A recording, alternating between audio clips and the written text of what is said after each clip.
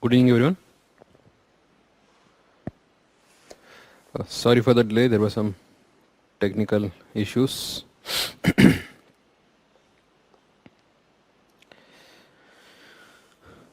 So in the last class, we covered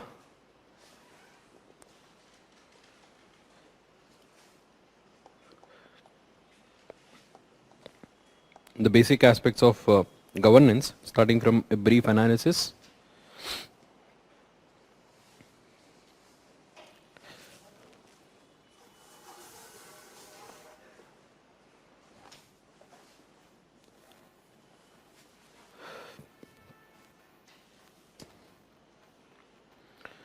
So we discussed the topics under governance and what is the overview of the previous question papers and the nature of these questions. And we start with what is governance.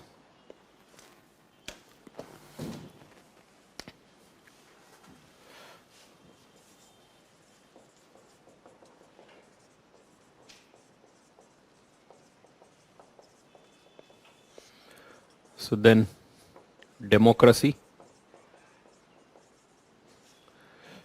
Then we saw democratic governance.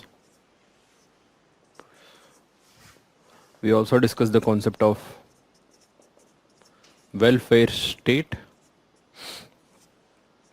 How exactly democracy is different from welfare state, all of this.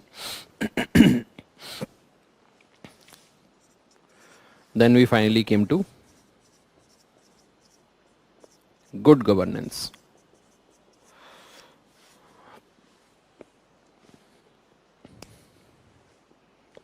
So good governance is basically the positive attributes of governance. So which is actually associated with the quality of governance, right? So not just the delivery of governance, not just the control of governance. It is about the quality of governance. It is about the outcome of the governance, right? UNDP के हिसाब से there are a total of 8 important characteristics of good governance. Okay, 8 important characteristics of good governance. तो यहाँ तक बात हुआ था. We discussed the basic ideas. So any doubts on the previous class?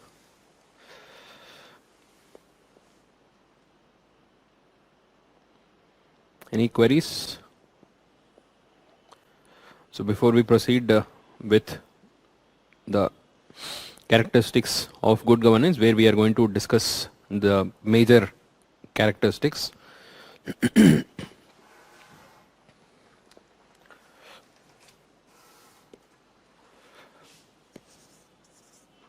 Good governance is associated with 8 major characteristics. We need to discuss about each of these individually in the context of India and how exactly their importance from the context of governance.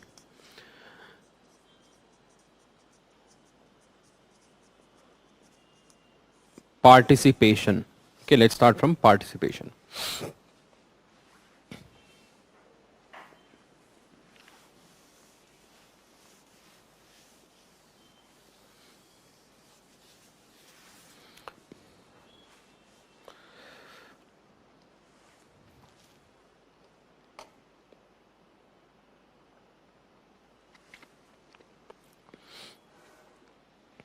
Participation. Let's start from participation. One of the most basic idea of good governance or governance is about participation. So what is participation?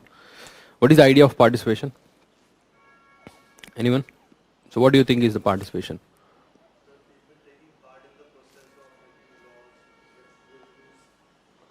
Okay, it is about people taking part, right?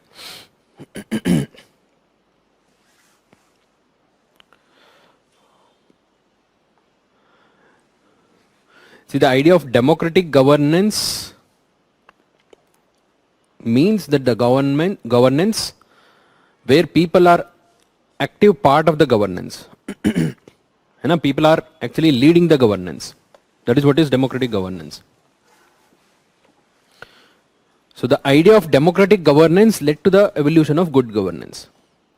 Okay, जो हमने discuss किया था, the idea of democratic governance led to the evolution of good governance. So democracy में most important part है participation of people. So without the participation of people, you cannot ensure democracy, right? Yes. So participation in the context of good governance is about the participation of people in the administration. Participation of people in the administration.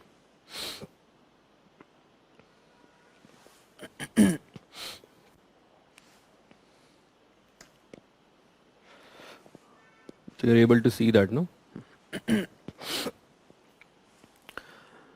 So without participation, it is not democracy. It becomes an autocracy or dictatorship. So first understand the idea of participation, then I'll give you brief notes about this participation.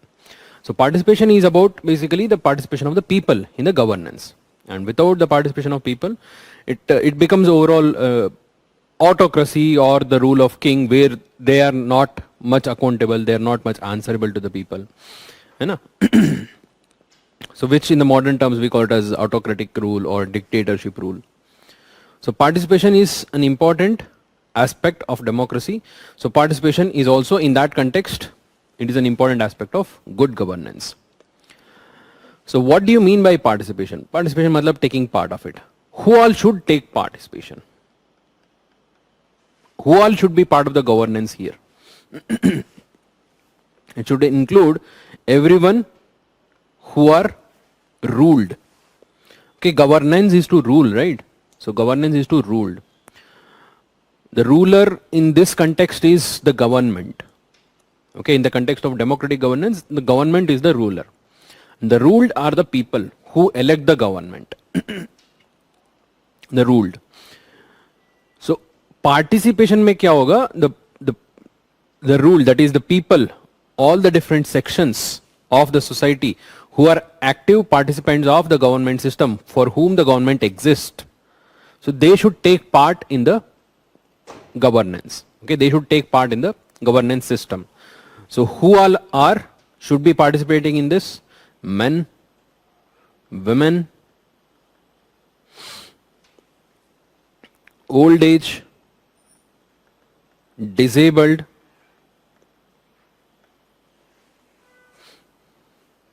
every different section of the society should participate in the governance system, right?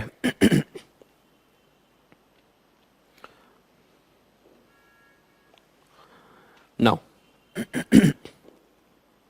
in a country like India, can they participate on day-to-day basis? All of them, all the countries, all the citizens of the country for whom we are having this government, can they participate on daily basis? It is not possible. So that is why we have the system of indirect democracy. We have the system of indirect democracy, where through our representatives,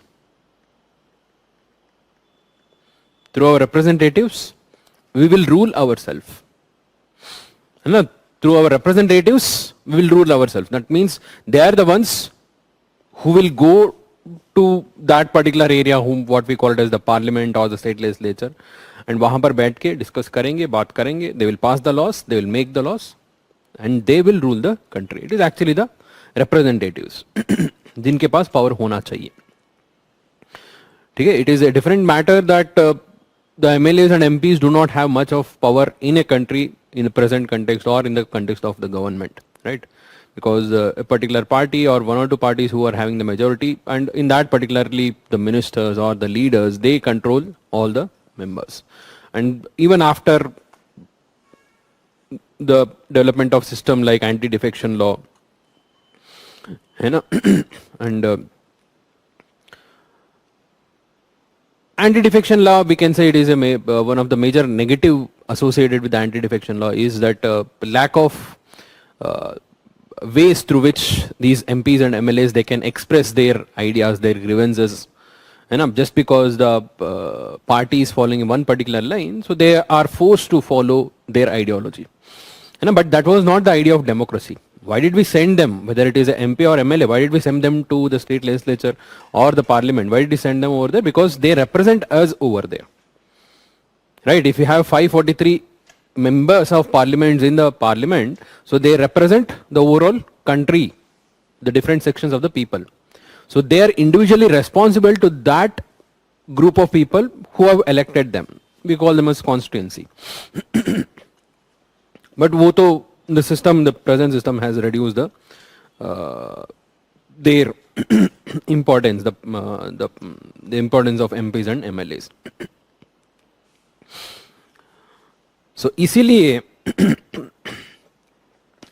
in a country like India, where the members of parliament and the members of legislative assemblies who are supposed to be representing the people, many of the times they fail to represent.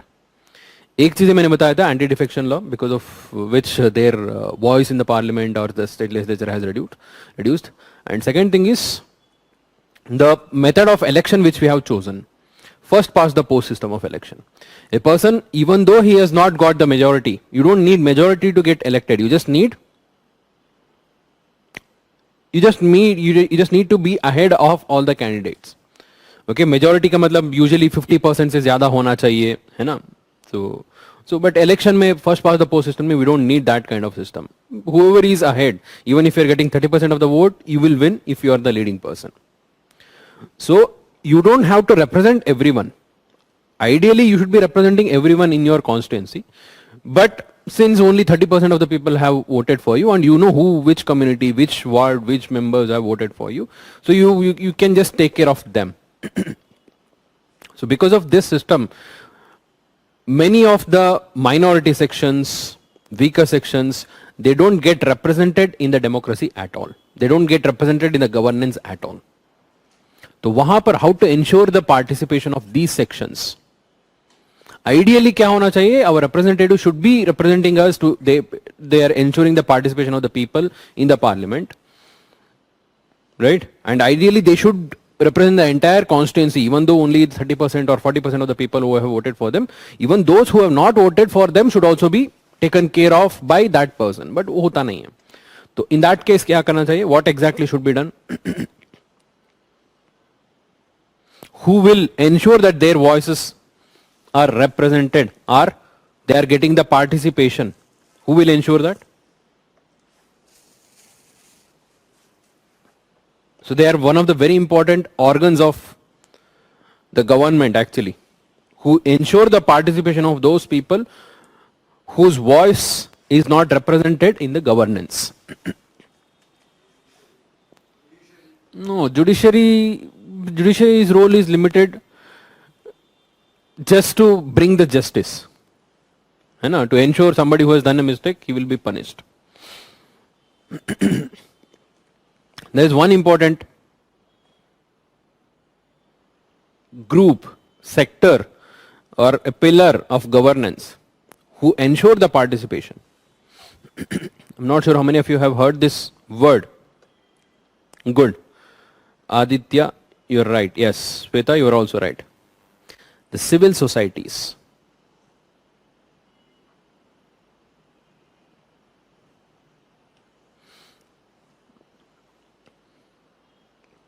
It is civil society. Civil society ensures the participation of all the weaker sections and those whose voices are not represented, particularly the most vulnerable sections in the society. So, इसलिए the role of civil society is very important in a country like India. The role of civil society is very important in a country like India So where practically on the ground, not everyone's voice is heard. Not everyone are given a chance to participate in the democracy. Their voices are neglected. Okay, their grievances are not heard at all. So civil society ensures that everyone participates. Right? So what is civil society? Civil society is basically the third sector of governance, we can say. There are three sectors of governance. First one is the government, the state. Okay, we call it as state. Government has different organs. वो सब अलग है. Overall, whatever we call it as the state, that is first sector of governance. Second one is market. Okay, second one is market. Market is that sector, those group who are there to make money. Okay, they are for-profit organizations. And third one is civil society. They are neither state nor market. That means they are not here to hold the power and they are not here to make money. So rest everything other than the state and the market, rest everything actually comes under civil society. Okay, NGOs, self-help groups, the voluntary organization, pressure groups, trade unions. Okay, the differentiating factor आपको समझना चाहिए. They are not in the power. They should not hold any kind of power at all. They are not part of the state. And they are also not there to make money. Right? So you might have heard many of the groups who are involved in business. But if you see their core idea, it is not for business. Okay, as bringing, for example, self-help group ही ले लो. So there are various self-help groups who are actually involved in some kind of local manufacturing हो सकता है या some kind of manufacture of tribal products हो सकता है. So but the idea of self-help group is to bring the people together. In that process, if they are involved in some kind of trading or manufacturing, it's fine. But the end is not making money. The end is to empower the people to develop themselves, right? So इसलिए that is the overall idea of civil society. जिनका voice, the voice of those sections who are not heard in the democracy and the governance, उनके लिए फायदा होना चाहिए. To ensure the active presence of a civil society, we need to have the freedom of association and expression. Freedom of association and expression, which is very important.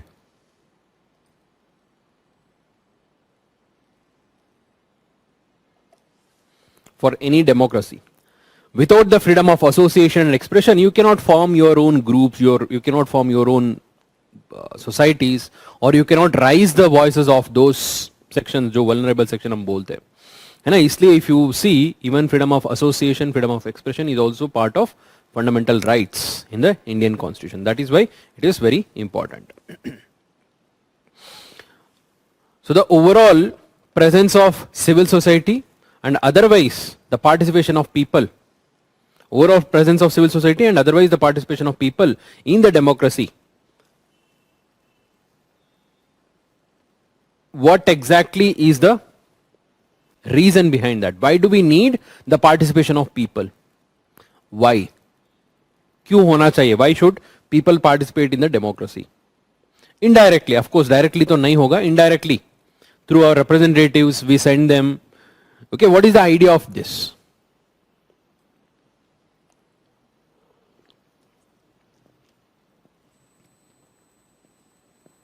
Government to election कर दिया.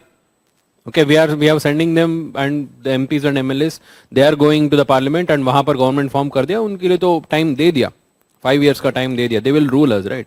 So what is the idea of participation? Why we need the role of NGOs and self-help groups to be very, I said it is very important in the society. इनका क्या है? Like एक तो मैंने बता दिया, represent करते हैं. They represent the vulnerable sections. Other than that, what do they ensure? Why do we need a regular participation of people? Okay, अभी तो indirect democracy में तो थोड़ा कम ways है. Direct democracy में will have much more ways of ensuring more participation. है ना? Directly they will come and meet on daily basis. They will discuss. If at all there are any issues, there would be different mechanism like referendum, plebiscite. है ना, where people will voice, people will give their own idea, their own consent. Recently Brexit हुआ था, है ना, why they had to take the consent of everyone? Because of the element of participation, है ना. Participation of people in democracy, in governance, gives legitimacy to the government, gives legitimacy to the government and their decisions. Okay, that is very important. It gives legitimacy to the government's decisions.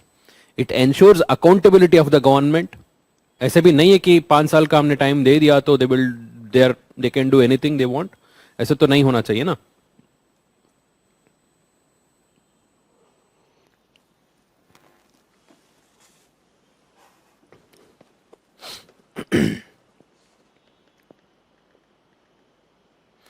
एक हो गया legitimacy, दूसरा हो गया to ensure accountability of the government. Then to ensure the effectiveness of the governance system, the way they are working.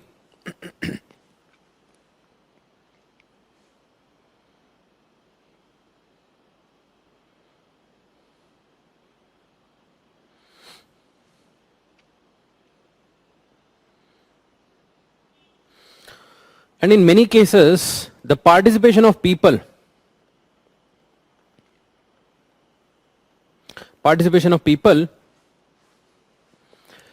in fact smoothens the process of governance. It makes the process of governance easier. Okay, best example, South Sudan.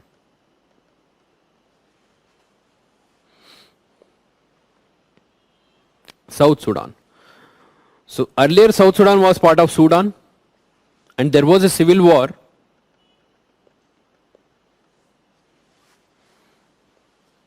which was there for nearly 22 years. For 22 years it was under civil war, the southern part of Sudan. Okay, they wanted to have a separate country, sovereign country. And in 2011, this entire civil war was ended by a simple referendum among the people. Okay, conducted by UN of course. A simple referendum they conducted. चलो देख लोगों को ये पूछते. They said let's conduct a referendum in a neutral manner. So they took the opinion of people and people said we want a separate country. They are given freedom. Civil war is over. है ना? So basically, whenever there is a conflict situation, the problems where it is difficult for the government to take a call, it's better to take the opinion of the people and let them express their opinion and let them participate in the governance system. So that brings legitimacy and also that brings more ease in the governance. है ना? तो civil war तो 22 years से चल रहा था. एक simple referendum से वो खत्म हो गया. Where people said चलो हमें ये नहीं चाहिए. Once their voice is clear, they have to agree, right? So this is the overall idea of participation. Any doubts here? So participation is basically being part of the governance system. Being part of the governance system, and in a country like India, in a vast and diverse country, direct participation तो नहीं हो पाएगा. So इसलिए we have the system of indirect participation. So where the representative system is followed, है ना? But in order to ensure the accountability of these representatives, in order to ensure that all the sections of the society are participated, we have the role of civil society. And also we discussed the need of participation, that is it ensures the effectiveness, it gives legitimacy, it brings the ease of governance, it ensures the effectiveness of the governance. ये सारा reasons के लिए we need participation, which is one of the very important aspect of good governance. Fine.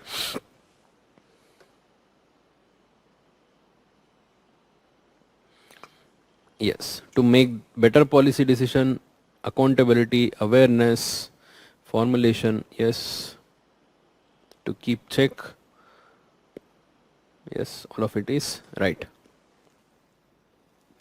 So that is overall idea of participation.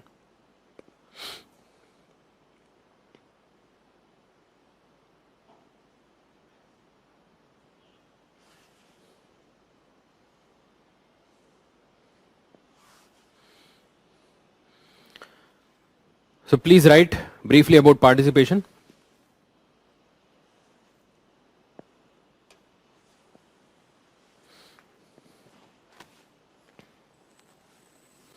Okay, brief points. First point.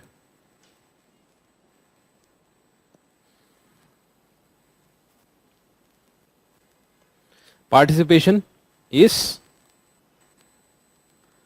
an essential aspect of democratic governance. Is an essential aspect of democratic governance. Without which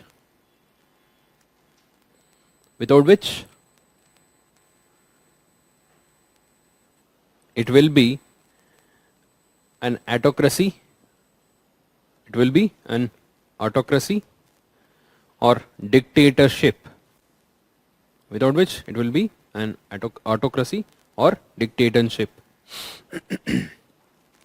Next point.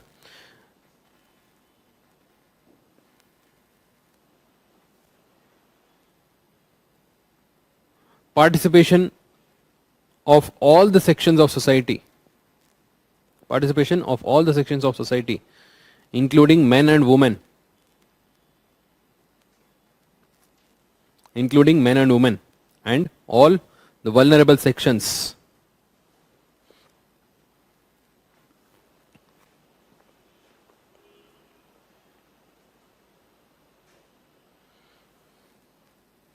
Next point.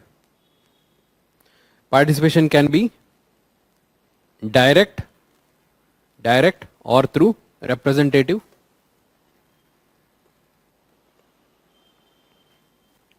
Can be direct or through representative. For example, the parliamentary system of democracy, parliamentary democracy in India.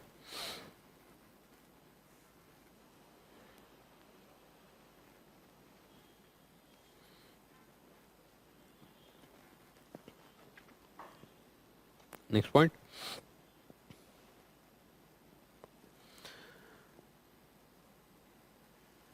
In order to ensure the participation of vulnerable sections, a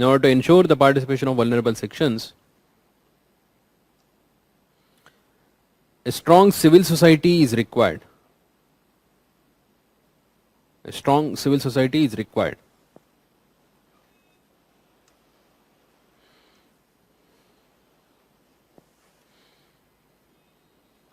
So stop. Yes. The presence of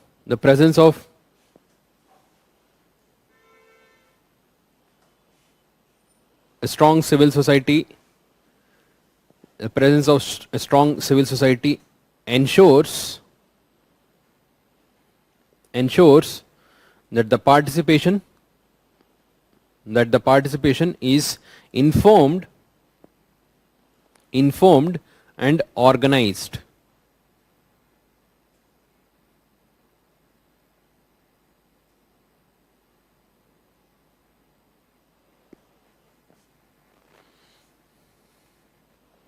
Is informed and organized.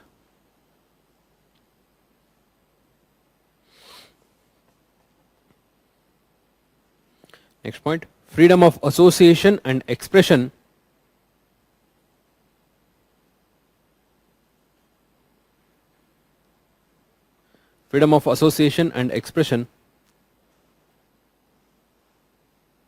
is necessary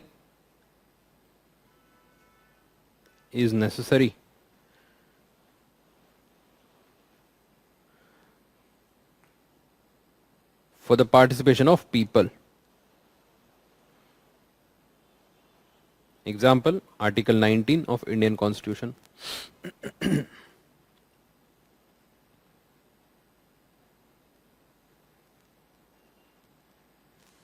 Next point. Participation ensures accountability, responsiveness,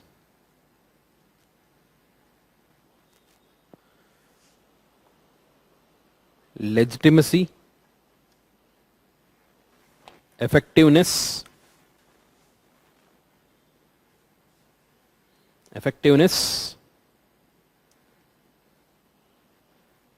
and ease of governance.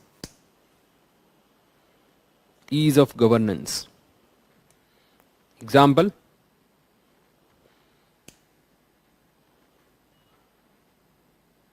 referendum in South Sudan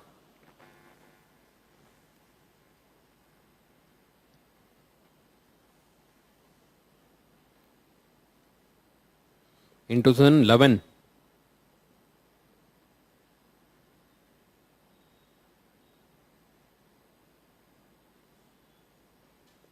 ended a 22-year-old civil war.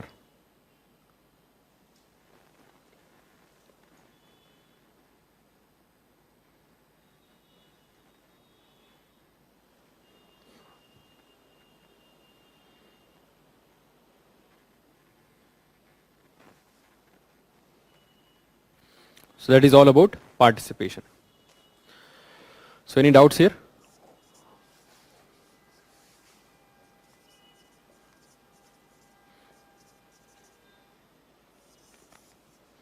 Second one, rule of law.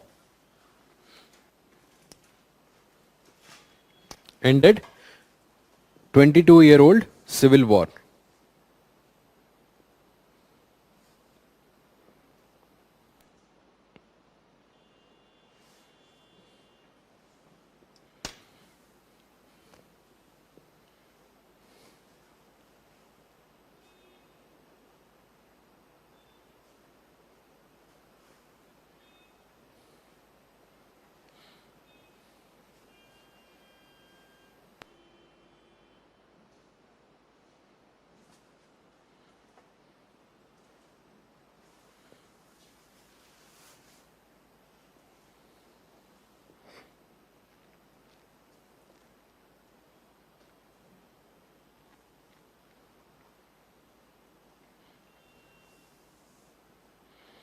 So Shubham has a doubt.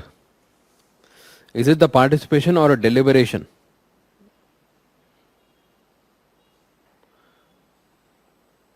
And Hannah Arendt argued that participatory not enhance the democracy, there must be a need of deliberation.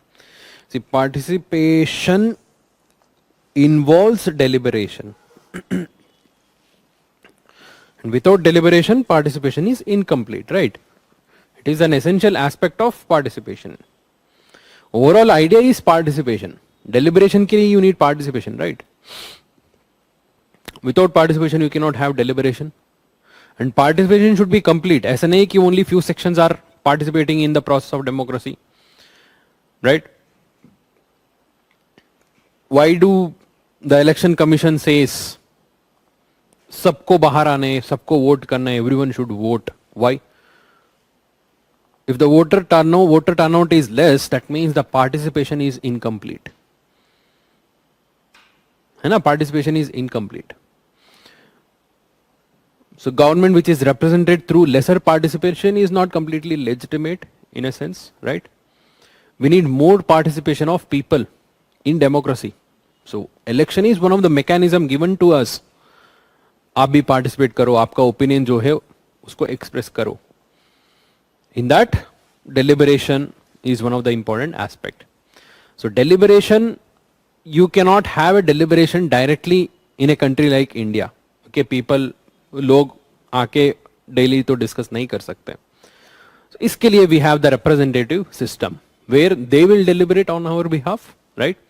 So of course participation का मतलब नहीं है ये नहीं कि they just come forward and they take part. Okay, of course they should deliberate, then they should decide what is good, what is bad, what is right, what is wrong. That is what is deliberation, right? वो तो बहुत जरूरी है ही.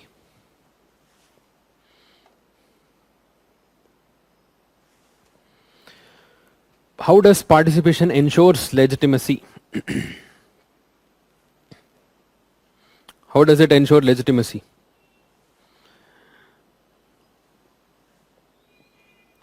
So whenever the people are participating and they are giving their opinion, it is very clear and out what exactly people want. And once it is clear what is the requirement of people, nobody is going to question whether it is right or wrong. है ना? So that is what is democracy. The rule of people. What exactly is the need of people? Right? Once it is very clear, ठीक है, 51%, even though 51% आया था Brexit में, Okay, it is just 51%, right? 49% they said no, 51% yes, they said yes for Brexit. So, but still majority says, okay, yes, that is legitimacy. Right? Government जो भी decision ले रहे हैं, ठीक है, it is legitimate. मतलब that is what is people required. It is required for the people. That is what they are demanding. इसलिए हम कर रहे हैं. Nobody is going to question that. Right? That is how it brings legitimacy to the decisions of government. Wherever more people are participating in it, so there is lesser chances of questioning the government's intention. So why there was so much protest on the farm laws? Okay, of course, there is positive and there is negative aspect of removal of withdrawal of farm laws. ये तो पता है. Okay, the idea was that people were protesting saying that ये हमें नहीं चाहिए. ठीक है, some section of people were protesting ये हमें नहीं चाहिए. But many other sections were also in support of withdrawal because that was done without much deliberation, without much participation. That was the main object, main intention. जो opposition था. तो finally that had to be repealed. That was the decision of the government. वो अलग बात है कि whether it was good or bad. There are many aspects which are good, which was beneficial for the farmers, for the agriculture as a whole. And there are many aspects which are bad. जो उनके हिसाब से जो भी है positive, negative. I'm not supporting, I'm not neither rejecting जो भी formulas का जो भी था. But the idea, many people were against the implementation of formulas because there was no participation. The people's voice were not heard. Okay, उनके लिए जो चाहिए था वो नहीं था. Their consent was not taken and it was not discussed properly in the parliament. So that was the main opposition. इसलिए वो legitimate नहीं लगा था बहुत लोगों को. अगर अच्छा खासा टाइम लेके पार्लियामेंट्री कमेटी के थ्रू पास करके पार्लियामेंट हाउसेस में डिस्कस करके so after considering the views of the people if they were passed it would have looked more legitimate, right? There would have been lesser opposition for that, right?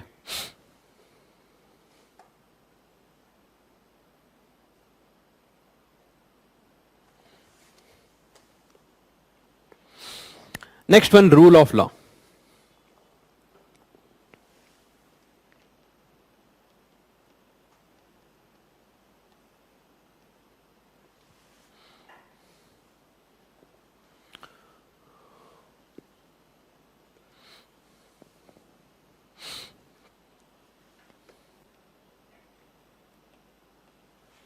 What is rule of law?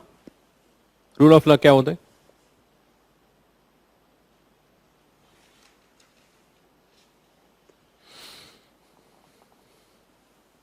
What is rule of law?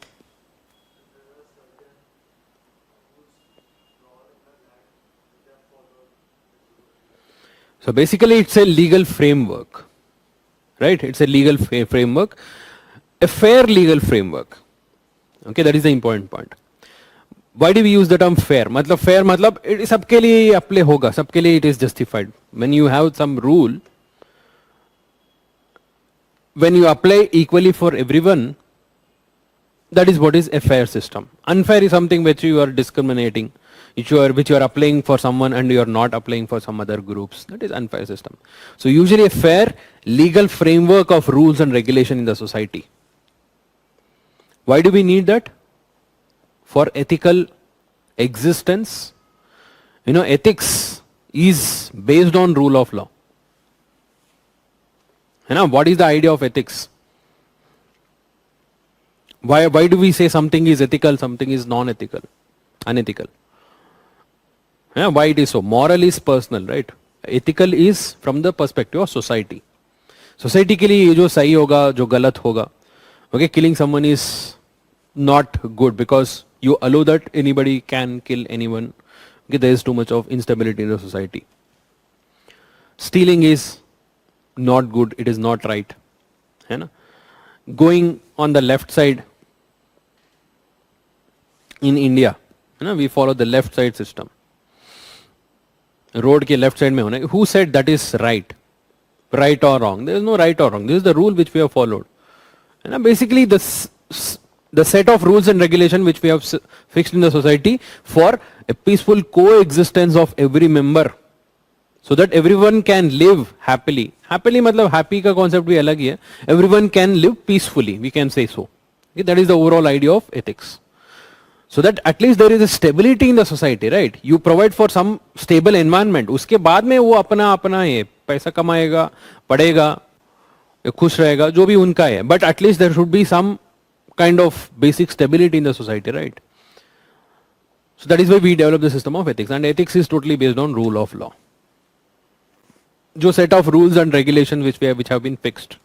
And in the modern democracy, in the modern governance system, that has to be passed in the parliament. Right? That system of rules and regulation, which is legal system, okay, legal, and it should be fair. Fair मतलब सबके लिए ये लागू होना चाहिए. So such kind of system we call it as rule of law.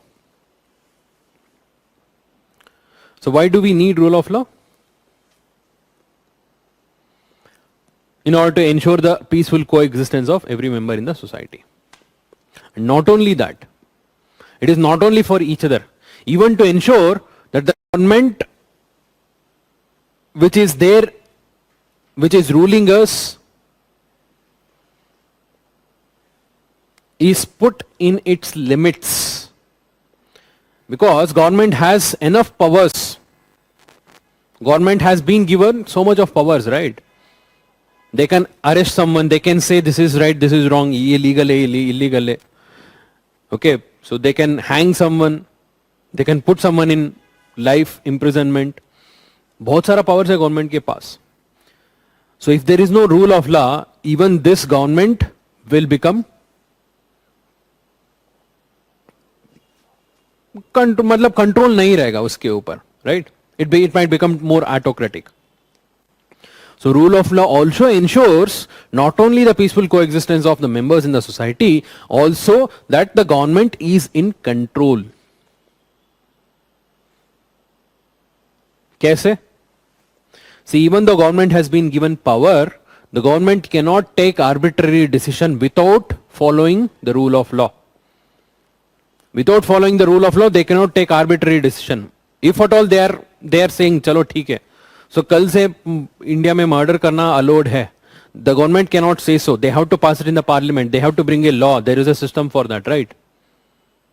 Only once it is passed in the parliament, once it becomes a legal existence, once it becomes a part of rule of law, then only it is applicable. So that means it is preventing the government from taking arbitrary decisions.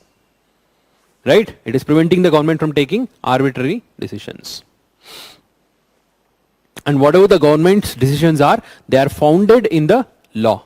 Without following the law, they cannot take any decisions. They are basically limiting the government's powers. So rule of law is important from both the aspects, from individual aspects as well as a relationship between the government and the people. So is it sufficient if we have this rule of law in the society? Sara rules bana diya, sab regulation bana diya. Is it sufficient? No, it is not sufficient. Yes, we need due process. That means we need another set of system who ensures their enforcement. Right? We need an impartial enforcement.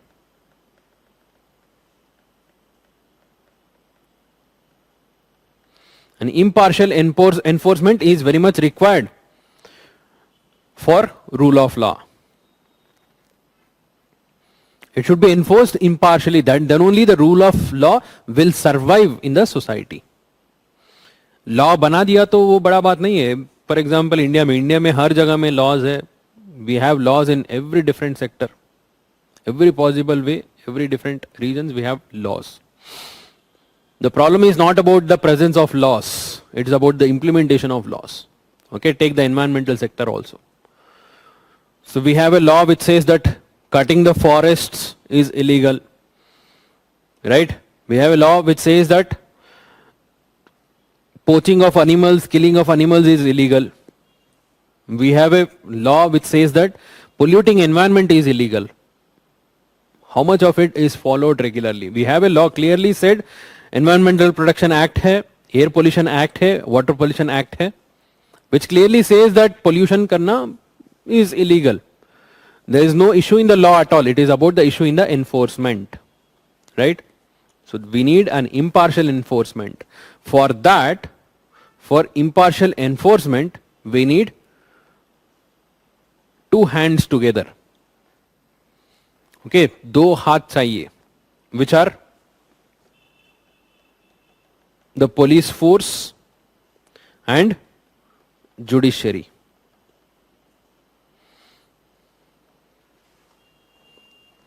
Rule of law in general, it's about the legality, illegality. You know, who is going to come and check? If there is some kind of illegality, it is the police, right? If there is some kind of criminal activity, जो भी है, whatever we think it as illegal.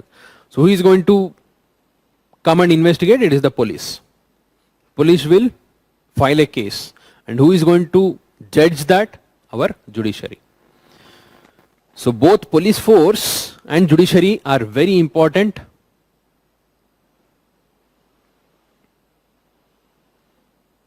sectors, very important, like the people who are responsible for the enforcement of the rule of law, right? Police force कैसे होना चाहिए? We need a police force which is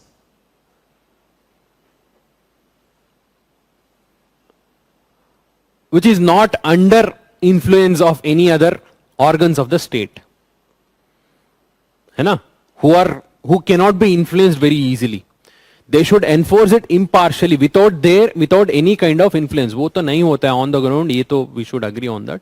But we need a police force which is totally neutral police force होना चाहिए, right? And of course we need a judiciary which is independent of other organs. इसलिए independence of judiciary is one of the very important aspects of the modern democracy, right?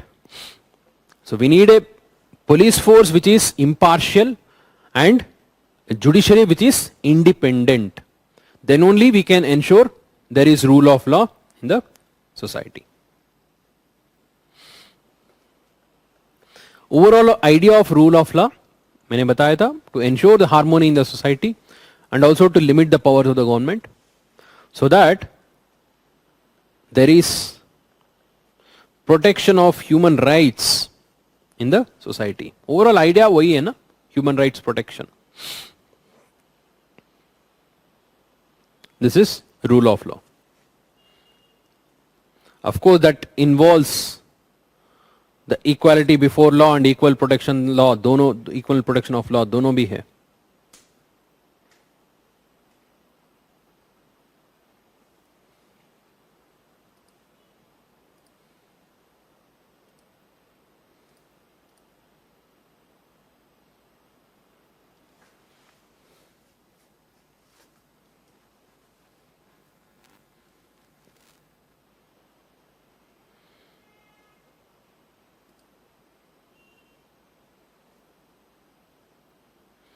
So let's close this response portal for some time. So बहुत बातें हो रहे हैं class में.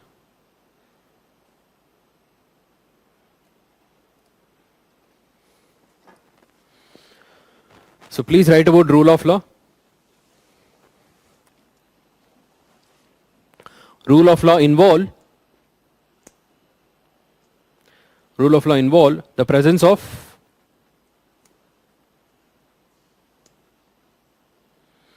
a fair and legal framework, to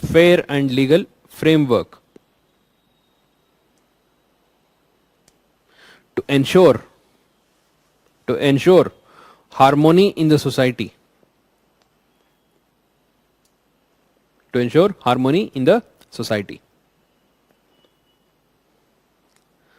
Second point, rule of law also ensures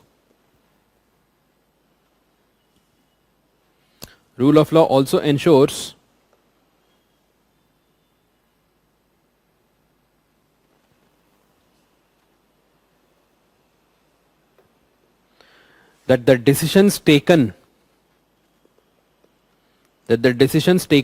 by the government are founded in law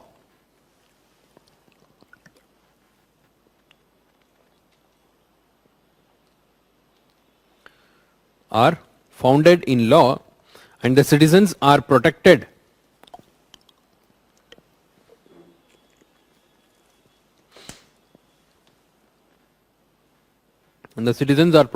from arbitrary decisions. From arbitrary decisions.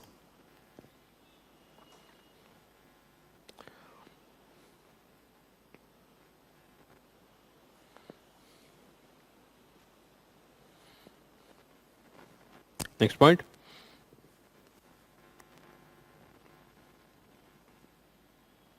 In order to ensure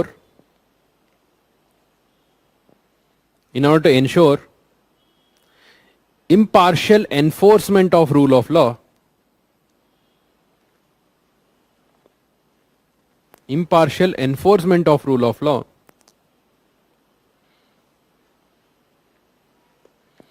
an impartial and incorruptible police force along with an independent judiciary is required.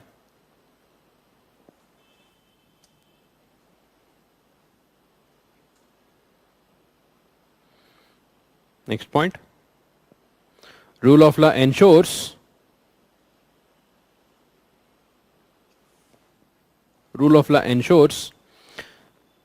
protection of human rights in the society.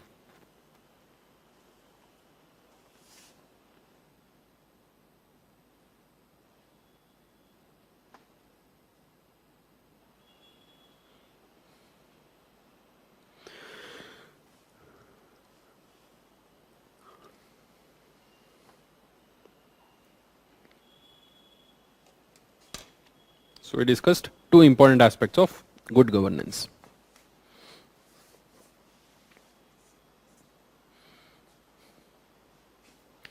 So first one is participation, second one is rule of law. Now third one.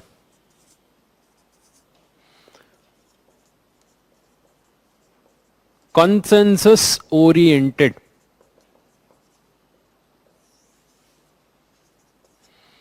Consensus oriented.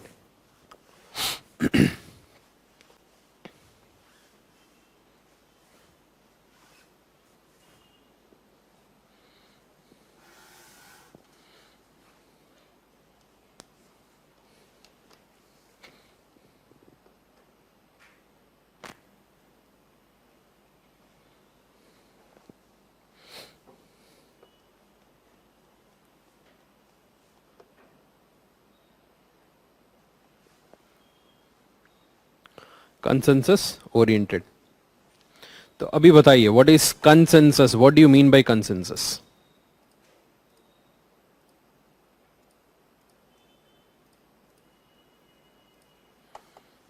What do you think is consensus?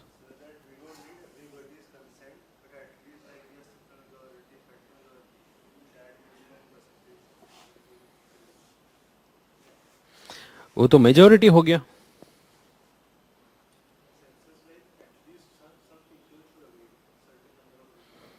That is same as majority.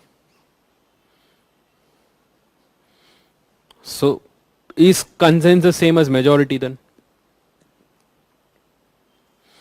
Consensus, Samim is saying consent of people.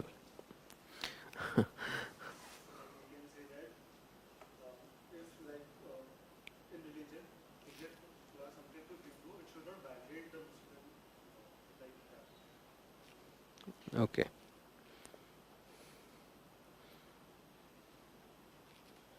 ठीक है. There is an aspect of consensus over there. I agree. Final decision after consent. No, that is not consensus. Deliberation is a method of achieving consensus, but it is not consensus. And consensus is mutual agreement. Okay, in a way we can say mutual agreement, but mutual agreement is something which we use between two people. कि दो लोगों के बीच में use करते हैं mutual agreement, but it is not in the form of in for consensus.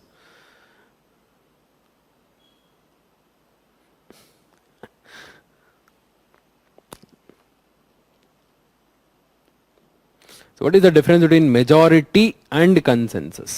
Because many of you think that consensus means majority, which is not. Amit Kumar is saying what is best interest of whole community. Very good. That is what is consensus. I agree on that.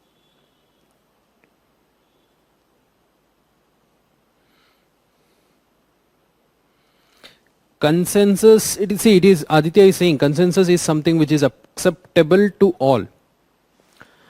It is very difficult to achieve the acceptance in a country like India. ठीक है? So acceptance तो बाद में भी हो सकता है, but before that we can go for consensus. So what is consensus? Common decision. ठीक है. So बीच में somebody was saying, Sanjeet Yadav is saying, सबका साथ सबका विकास. Yes, that is a good example of consensus. What is consensus? So let me take an example here.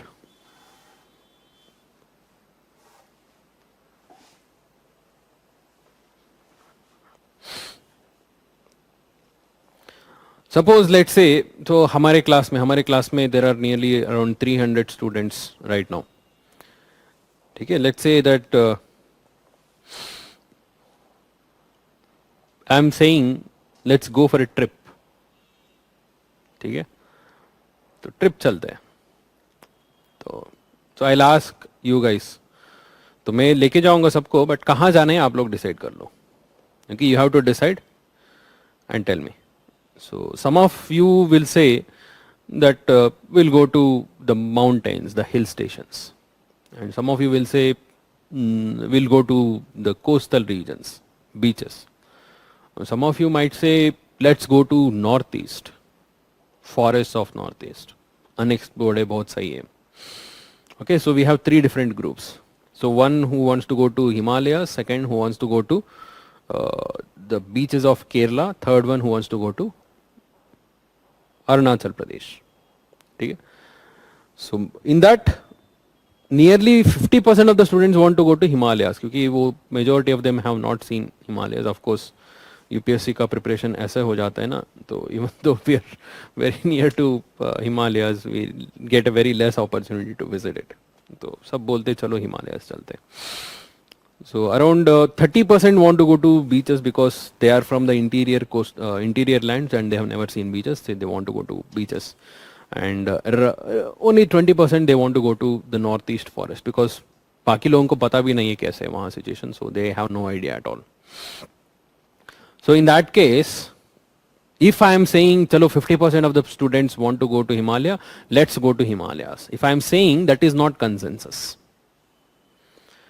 Okay, that is a decision based on majority. And majority will not ensure democracy. Okay, majority will not ensure democracy. Even though we have a rule of majority here, that is out of convenience we have incorporated in India. Okay, or in any country wherever there is a rule of majority, that is out of convenience. But democracy, the true spirit of democracy lies in bringing consensus. So what is consensus? So I would say, देखो 50% want to go to Himalayas and 30% want to go to Kerala and 20% want to go to Arunachal. So I will say we will not go anywhere unless you achieve consensus among yourself. उसका मतलब है we will not leave any single person.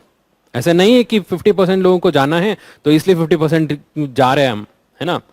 And if at all somebody is not ready to come over there, हम उनको छोड़ के जाएंगे. That is not consensus. In consensus, we will take everyone along. सबको साथ में लेके जाएंगे, but not forcefully. Okay, forcefully नहीं लेके जाएंगे. This is not China, right? This is not a communist rule. So there is India, democracy, famous for democracy, right? We lived and we gave our life for democracy, right? So consensus में क्या करेंगे, हम discuss करेंगे, deliberate करेंगे. Okay, आई last, चलो ठीक है, जो भी 50% लोग हैं जो बता रहे हैं, people who are saying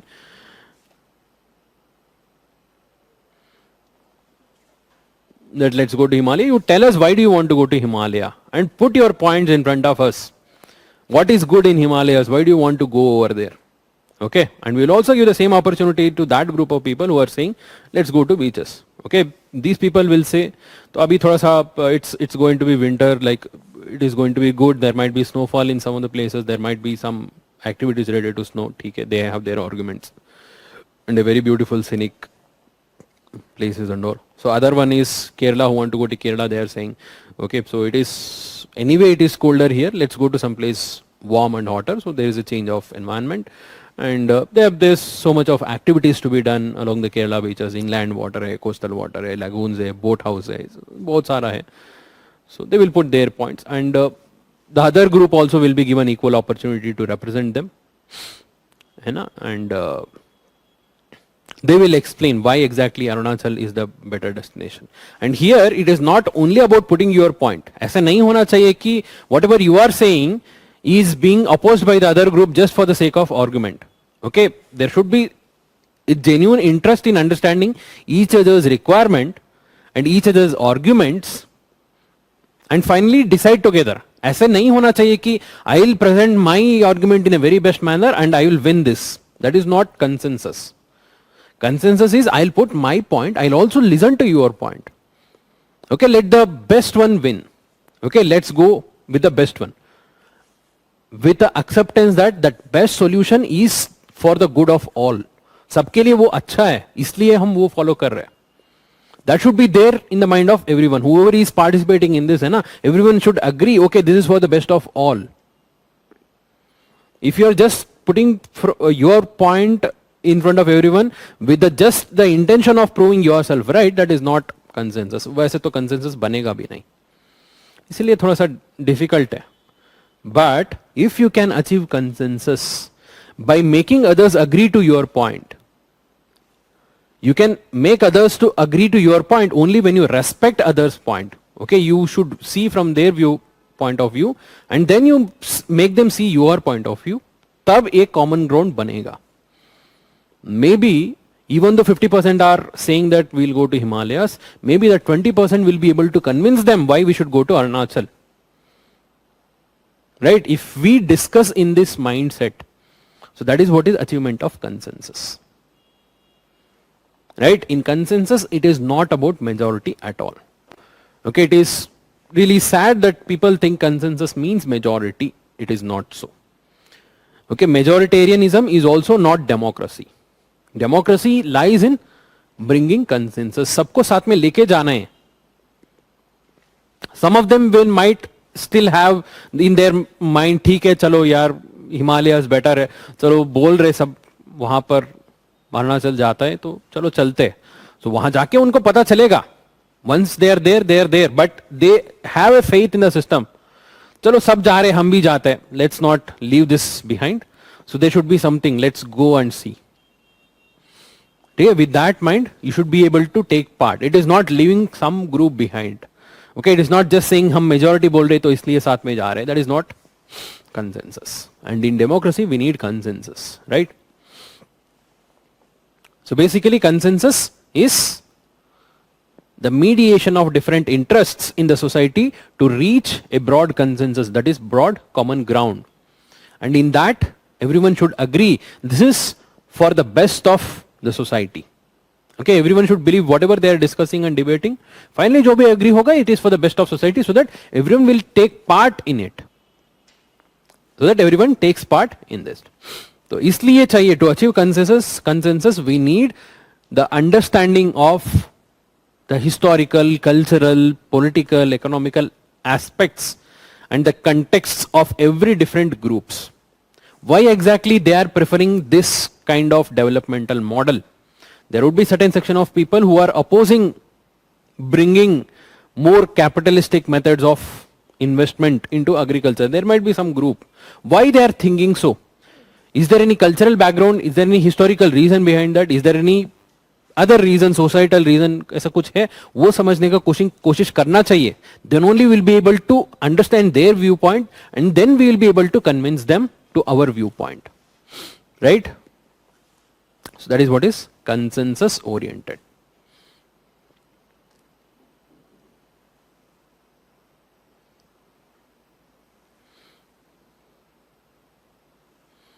voting में यही नहीं होता है.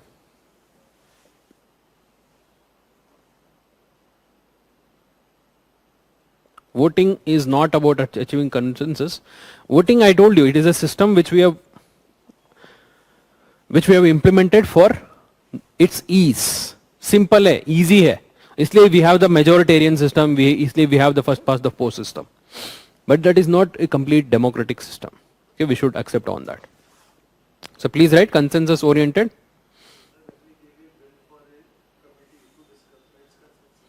Yes, in a way.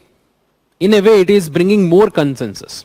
So if we suppose, see, the doubt is if a bill is passed, if a bill is given for committee's deliberation, okay, is it a part of consensus? That is the point. So that is, in a way, it is trying to bring more consensus. Why? Because the people who are part of these parliamentary committees, they are the representatives. Okay, and they are chosen from all the different sections, different parts of the country. At least we are getting some opinion from different sections, with the assumption that they truly express the opinion of those represented people. है ना, इसलिए parliamentary committees इसलिए है कि like it is bringing another layer of deliberation.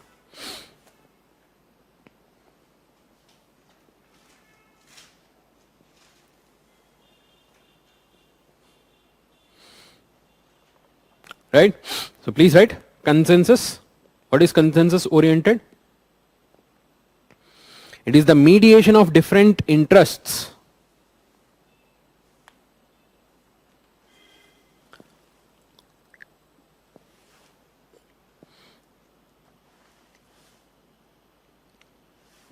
It is the mediation of different interests in a society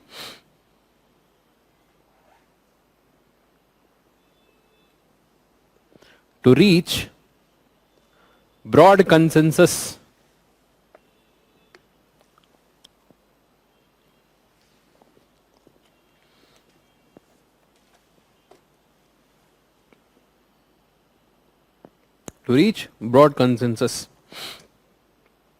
Next point. It is about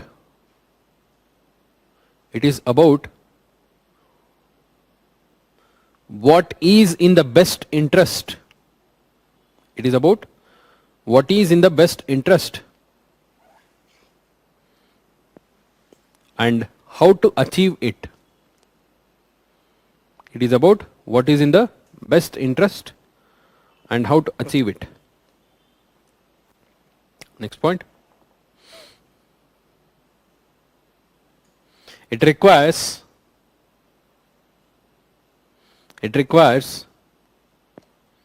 understanding of historical,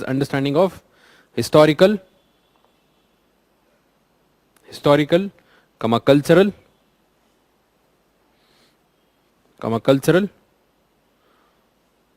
and social contexts of a given society.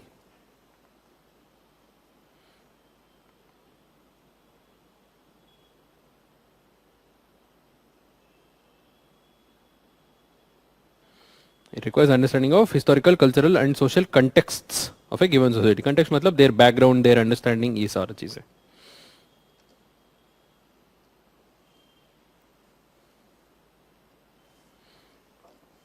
This is consensus oriented.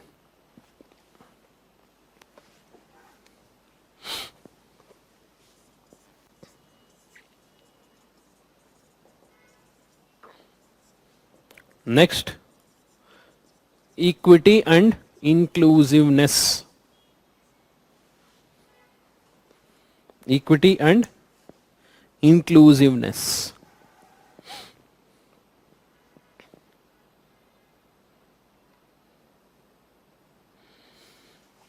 So this one has two different aspects, both are interrelated, इसलिए दोनों एक ही इसमें हमने लेके आए हैं.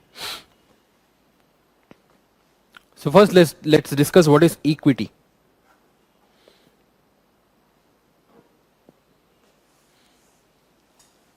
What is the difference between equity and equality? Equality तो आपने सुना होगा, equality before law. Constitution में we don't have the term equity directly.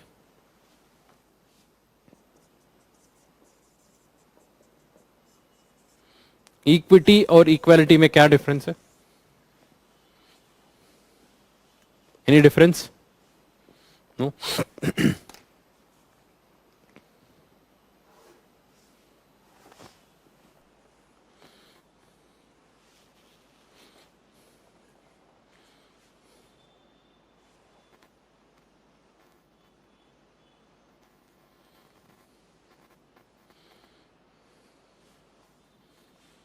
What is the difference between equity and equality?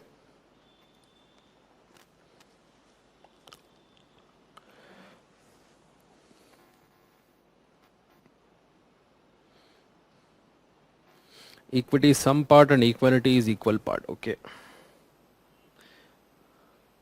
Whatever the best bear by all. Okay. Equality is same for all. Equity is being fair and equality is being equal. Good. Equity related to everyone getting their due share. Equality is everyone getting the same share. Very good.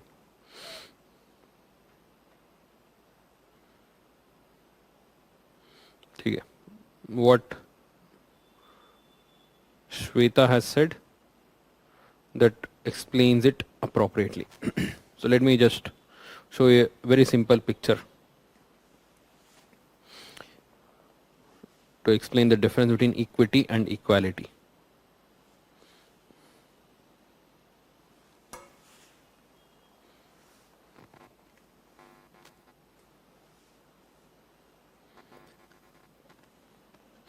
This clearly explains the difference between equity and equality.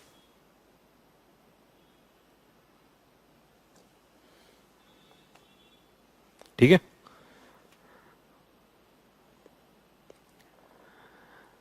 See, even though we have a system of equality before law, we need the system of equity in the society. Equality before law का मतलब है like everyone are treated equally. There is no difference between everyone in front of law.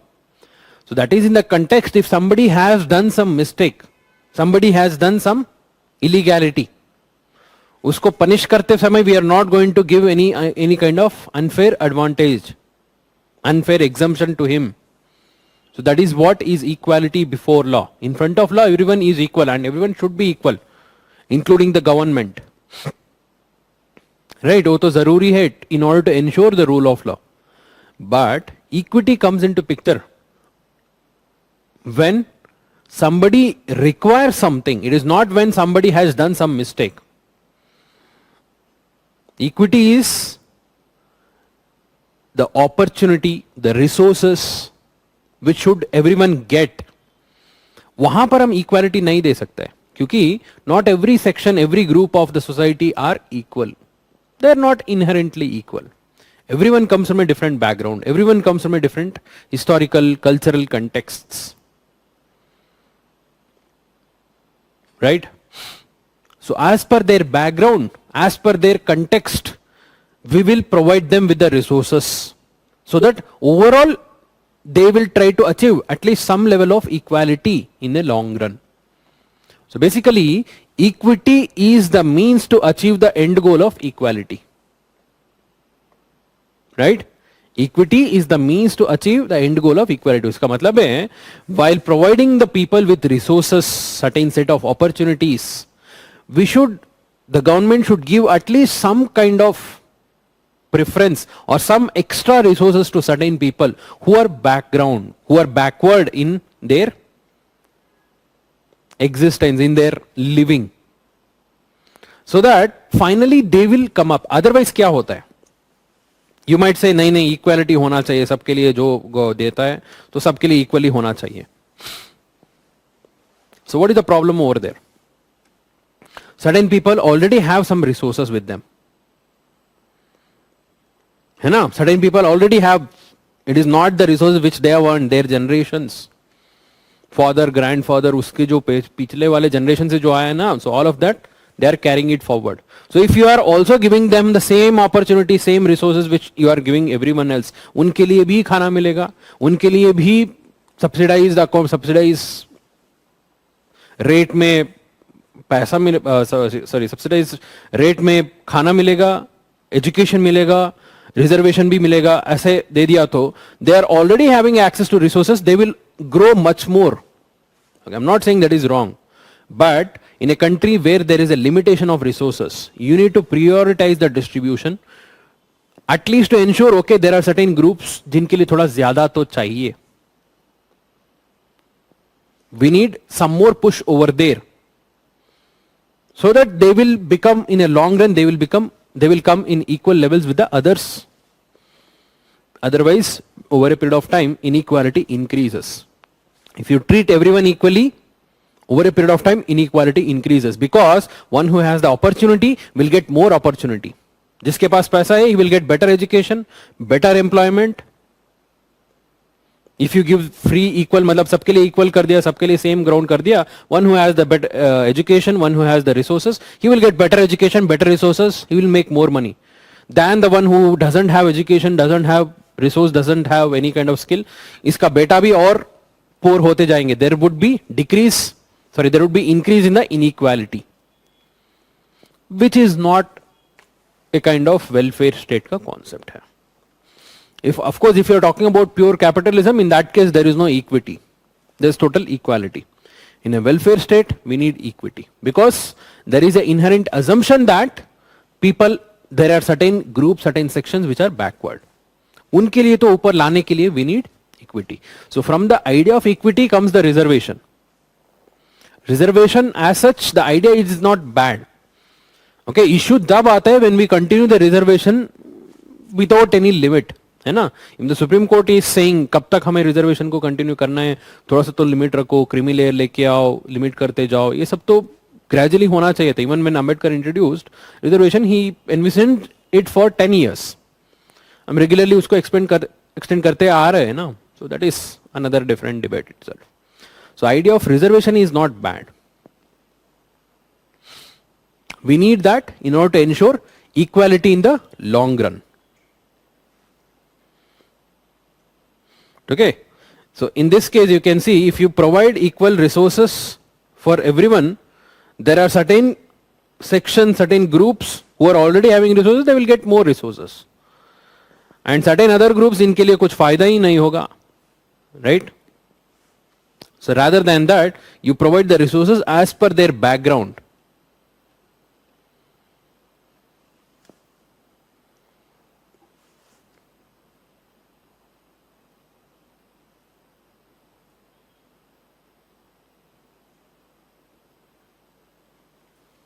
Right? So basically इस picture में जो दिया है, this explains the difference between equity and equality in best possible manner. Okay, I read somewhere this is equality and this is equity, and the third person was commenting this is illegality, because all of them are seeing the match without ticket. ठीक है? So that is equity and equality. So then what is inclusiveness? Inclusiveness क्या होता है? Inclusiveness is basically very similar to participation. Participation is from the citizens' end. Inclusiveness is from the government end. Okay, that is from the governance end. It should be the responsibility of the government or the governance, the system of governance, to ensure that all the different sections of the society feel that they are part of the government. They have a stake in the government. They have a stake in the development process.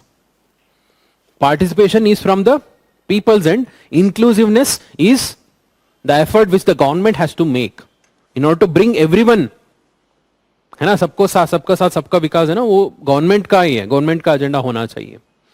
So that is inclusiveness. सबको साथ में लेके जाने का जो idea है ना, that is inclusiveness. So everyone are taken along for the benefit of the society. सबके लिए होना चाहिए. That is what is inclusiveness. So equity is required to ensure inclusiveness, right? So everyone should participate in the development process. Everyone should contribute equally in a better manner to their best potential, to the development, to the growth story. That is when inclusiveness is there. For that you need equity. Certain sections require some extra push, extra resources. उसके लिए equity चाहिए. That is inclusiveness. So please write about this, equity and inclusiveness.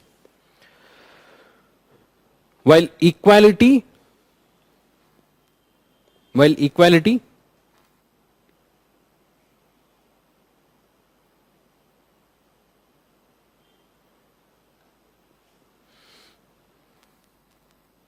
is treating everyone equally, while equality is treating everyone equally, equity is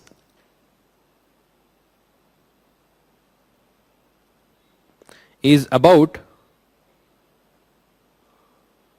fairness and just. Equity is about fairness and just.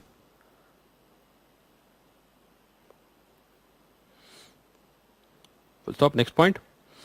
Equity is the means.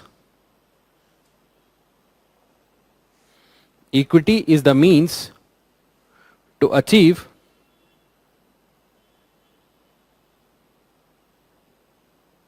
the end goal of equality. To achieve the end goal of equality.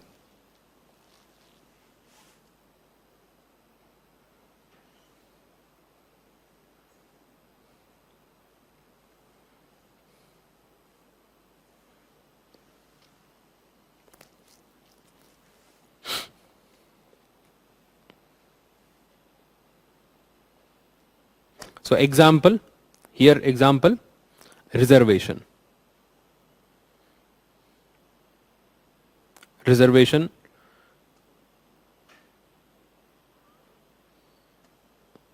Okay, reservation is the example of equity. Okay. Next point, inclusiveness. Inclusiveness is to make all the members feel that they have a stake. They have a stake in society's well-being. They have a stake in society's well-being and are not excluded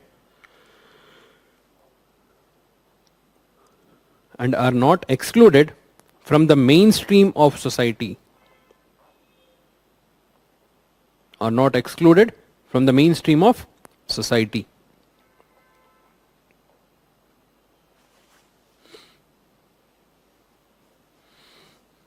Next point. All the groups, particularly most vulnerable,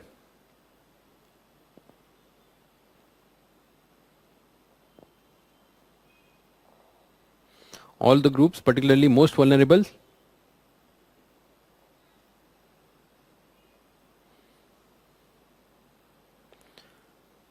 should get opportunities to improve their well-being.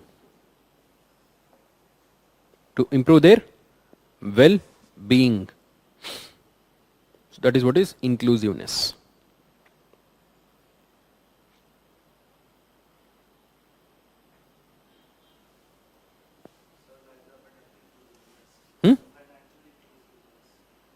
Financial inclusiveness, yes. That is also an important aspect of inclusiveness. Because say financial inclusiveness, if there is no financial inclusion or the financial literacy is not there. A very large section of the society is left out of the formal economy, without which our growth story itself is incomplete. है ना? So they are not contributing itself. So to ensure the completeness of growth or even the development, we need inclusion. Fifth, responsiveness. Responsiveness or responsive. The government system should be responsive in good governance. So what is responsive? Responsive का मतलब क्या?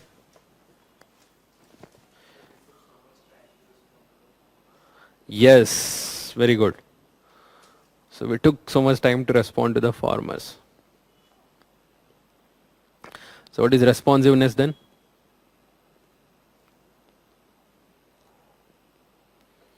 To respond, right? To reply.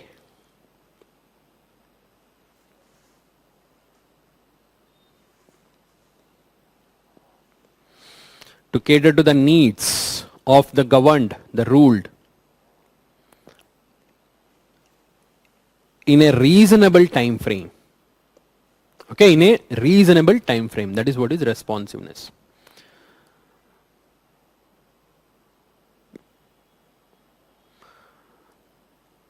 Yes, reacting to stimuli is response, I agree. But in the context of governance, when do we say somebody is responsive? When do we say somebody is responsive? It does not mean that it includes only the reply, only the reaction. If reaction is coming very late, it is not responsive. है ना? हमारा भी response portal है. If you see, we have two different portals. One is query portal, another one is response portal. So why do we call it as response portal? It is to give you a replies, right? But that reply should come within the time. जब मैं question पूछता हूँ तब आना चाहिए ना. बाद में आ रहा है तो वो query हो जाएगा. So that is not response, right? So time limit is important. If at all you are asking me any doubt, so I should reply within the given time frame. तब जाके वो use होगा आपके लिए भी, right? If I am taking a very long period of time to respond, so that is not responsive as such. So a government system to function democratically, it should respond to the people's needs. Because just because some government has been elected, it doesn't guarantee that the government would understand every important aspiration, every demand of the people. पता नहीं चलते. Of course, the system works like that. Okay, people should ensure that their voices go over there. Of course, the government should also work towards that. It should provide various means, various channels through which the people can send their voice, send their demands, right? And the government should listen to them and respond to them within a given time frame. So then we can say, okay, there is a good governance system. If there is no responsiveness, it is not good governance. Responsiveness is one of the most essential aspect of good governance system. Reasonable time frame होना चाहिए. And that is the most important, most lacking in the Indian governance system. We know that. है ना? Of all the 8, I would say responsiveness is one of the most lacking. Because we have to some extent participation, civil society participation to increase हो ही रहा है. So we have seen various movements. अभी farmer organisations हो गया. उसके पहले 10 साल पहले हमारा अन्ना हजारे आंदोलन भी हुआ था. है ना? रूल ऑफ लॉ तो है, to some extent it is there. Implementation में there are certain issues, it's fine. Consensus oriented भी है टू सम एक्सटेंट, बट ऊपर नीचे होता रहता है, ठीक है, अलग बात है. इक्विटी इंक्लूसिवनेस भी है, transparency, accountability and other things are also there. But India में रेस्पॉन्सिवनेस थोड़ा बहुत कम है. Everywhere in the government organisations, even in अभी हमारा जो पब्लिक सेक्टर भी है, if at all any of you have been to a public sector bank and a private sector bank, you would clearly understand the difference. है ना? तो if at all you are going to Citibank, you would see the treatment you would get over there, rather than if you go to State Bank of India. है ना, कहीं पे भी जाओ बोलते काउंटर नंबर 4 पे जाओ, वहाँ काउंटर नंबर 4 होता ही नहीं है ना. And somehow you find the counter number 4, वहाँ पर लिखा होता है lunch time. It is not responsive. It is not responsive, right? Just to change some address, just to ensure, just to एक simple document submit करना है तो 2 घंटे का time लग जाता है. That is how SBI works. Okay, I don't know whether if there are any good branches जहाँ पर अच्छा सा काम हो रहा है, but most of the places where I have visited SBI, this is how it works. Fine. So basically timely response होना चाहिए, and particularly the time bound delivery of services, one of the most important aspect of administration, the governance system. Indian administration में one of the main work of administration to provide for the various benefits for the people, है ना. ये जो हमारा PDS हो सकता है, the public distribution system हो सकता है, या government schools, government hospitals, है ना, और even the services provided to the citizen in terms of the disbursement of pensions हो गया, या बहुत सारा जो government के तरफ से benefits आना होता है. One of the most, like I would say, irresponsive. Response तो बहुत बहुत कम है. इसलिए even the government tried to bring this time bound delivery of services bill, है ना. So they tried to bring, that was during the second UPA government. Okay, the idea was good, but finally it could not get the assent in the parliament. Parliament में pass नहीं हुआ था. Fine.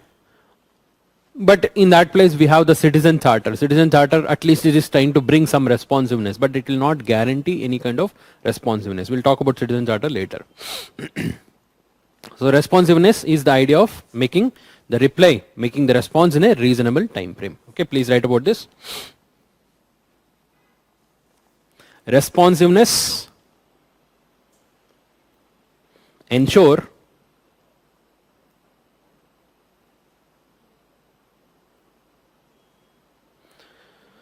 institutions and processes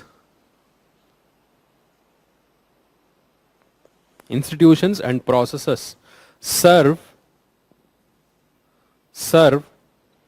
all the stakeholders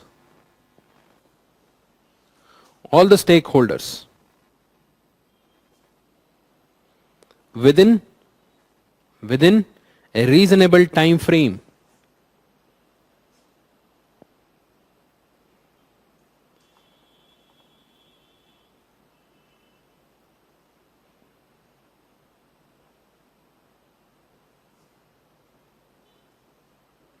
Within reasonable time frame. Next point. Time bound delivery of services.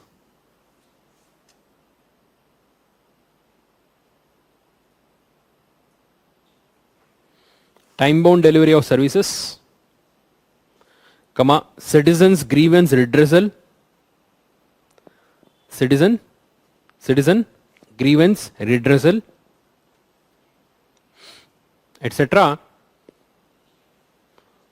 are the key components of responsiveness in governance.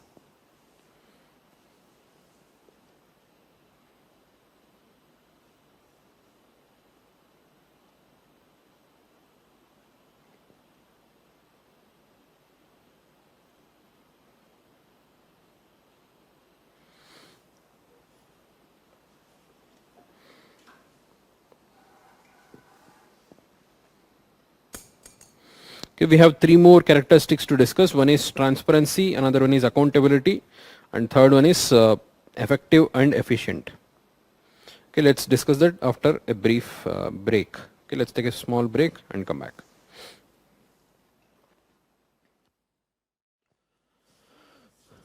So the next one, transparency. Transparency.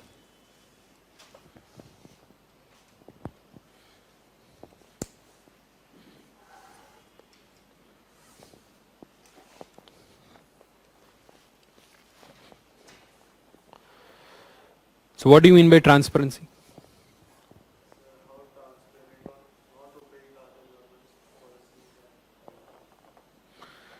ठीक है, how transparent का मतलब क्या? What do you mean by how transparent the government policies?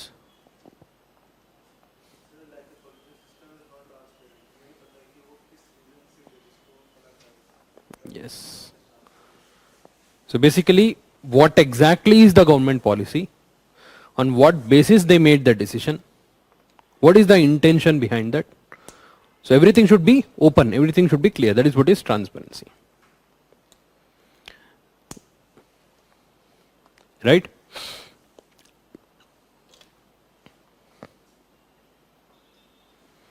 So transparency तब होता है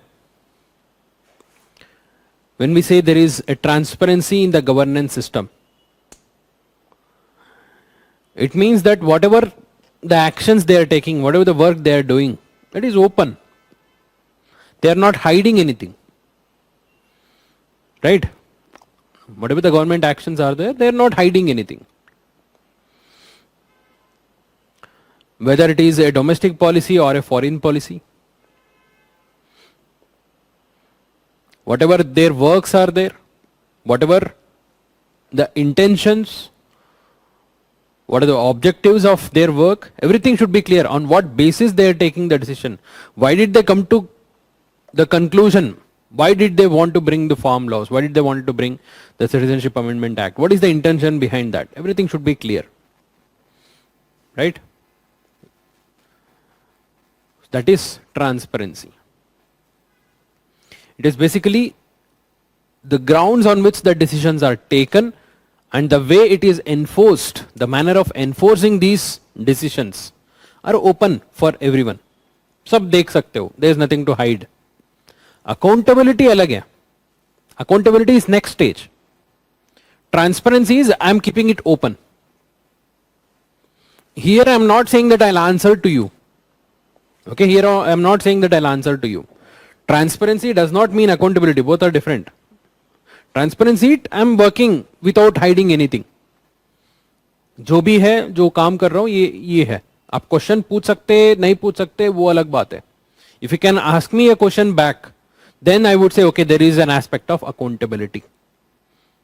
But still, transparency can exist without accountability. Possible है, right? Transparency can exist without accountability. Possible है.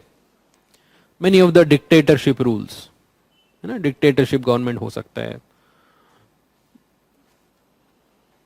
जिनका इंटेंशन क्लियरली बोल रहे, like this is our intention, आप हम जो बोल रहे हैं आपको फॉलो करना ही है बस. Right? But overall idea of transparency is complete when there is accountability.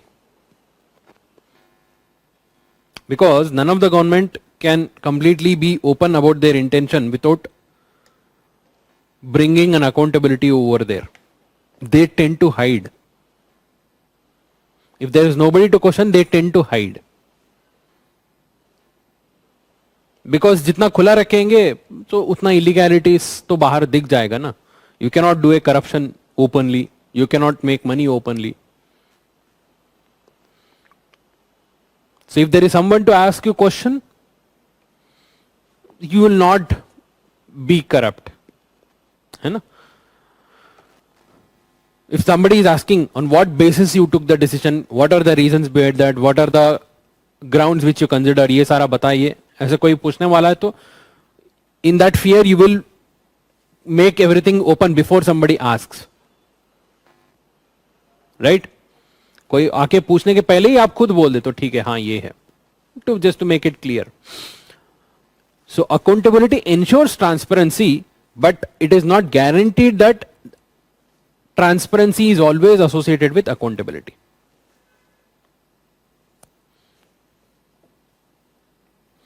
So when do we say transparency is there completely? Okay, the things are completely transparent. कब होगा?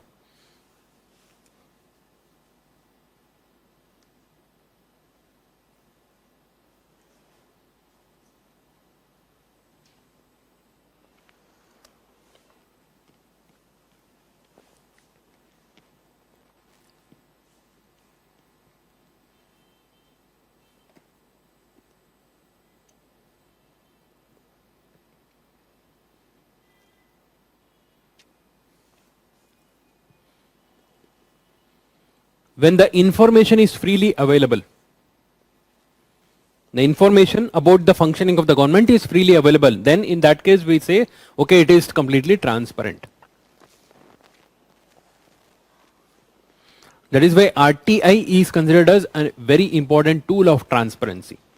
Of course, RTI is also a tool of accountability, and it also tries to bring accountability. But first, the main intention is to make everything open. Whatever the information related to the government functioning, on what grounds it is selected, if it is about examination, क्या क्या rules and regulation है आपका examination का, selection procedure क्या है, you can ask, right? The government cannot say ये पूरा opaque करना है. Of course, UPSC में थोड़ा सा opaqueness है, transparency नहीं है पूरा. So that is how the system has been designed. But gradually there is more transparency. पहले marks भी बताना ही था. Okay, if you go back 10 years before, UPSC was not releasing the marks. Just final rank.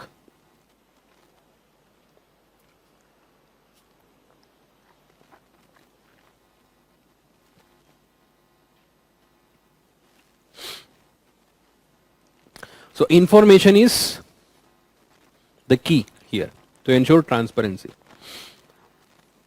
And information should be freely available. Okay, that is the main idea of RTI. There is a very minimal fees. If you belong to poor category, BPL हो गया, vulnerable sections हो गया, वो भी free. You don't have to pay any fees. Otherwise 10 रुपए, 20 रुपए ऐसे कुछ minimal fees है. So overall it is freely available. वो भी क्या है? It is not the information के लिए fees है. It is the charge for that documents, है ना? Photocopy के लिए, ये जो maintenance के लिए उनका होता है ना? So just the extra charge. It is not like they are charging you for giving you the information. Information should be freely available. Then only, okay, we can say the system is transparent. The way the system is working, on what decisions, on what grounds they are taking the decision, everything should be transparent. ठीक है? And that information should be freely available in a easily understandable format. In a easily understandable format. Okay, let me give an example. So when I was at my hometown, I had a broadband connection over there. Okay, not now. अभी तो शायद 10 साल हो गया ये बात. I had a broadband connection at that time. My hometown, being a tier 2 city, was not having broadband from the major providers. So it was BSNL. Okay, BSNL was the provider of broadband over there, and they had some system. So night time में use किया तो free है, day time में limit है, ऐसे कुछ था. So as an engineering graduate, I also had the habit of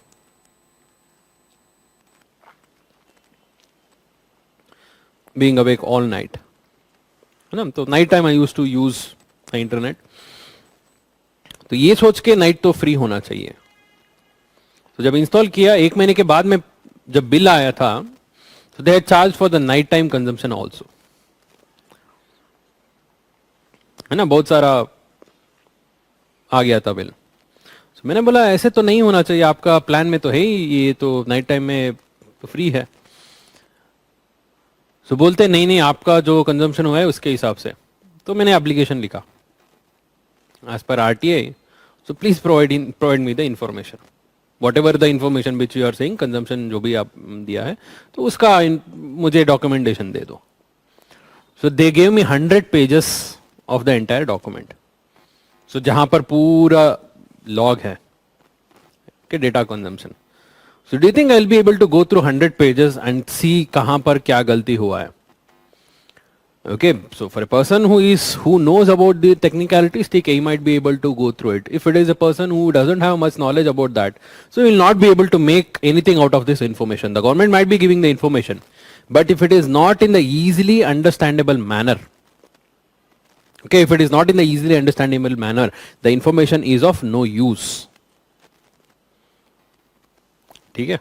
तो ये अलग बात है कि मैंने वापस उनको एप्लीकेशन लगा के दोबारा 1-2 बार जाके, BSNL ऐसे गवर्नमेंट ऑफिस जैसे काम करता है ना, सो वो तो वापस करवा दिया मैंने, वो अलग बात है कि उनका तो अलग ही सिस्टम था, because they were trying to say that day time and night time का यूसेज में जो बीच में गैप होना चाहिए एंड वो जब राउटर रीस्टार्ट करना चाहिए, ये सब कुछ सेशन अलग होना चाहिए, ऐसे कुछ कुछ था.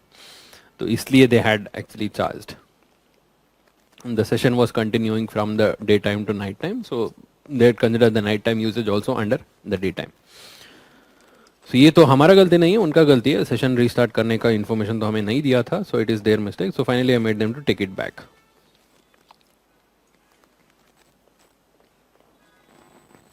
So information, whatever the information available, information which the government is providing, it should be freely available in a easily understandable manner. Then only we can say the system is transparent. And whatever the information they are giving, it should be complete. Half information से transparent नहीं बोल सकता. It should be complete and correct. Correct information भी देना चाहिए. Then only we can say it is totally transparent. Okay, transparency में it includes everything, not only the decisions. Okay, it doesn't mean that the government is taking a decision and coming in front of everyone, I am announcing the decision, this is transparency. No. You should announce on what grounds you are taking the decisions, on what historical backgrounds, what are the contexts which you have considered. ये सारा करना चाहिए. You should make everything open, then only transparency is complete. Why do we need transparency?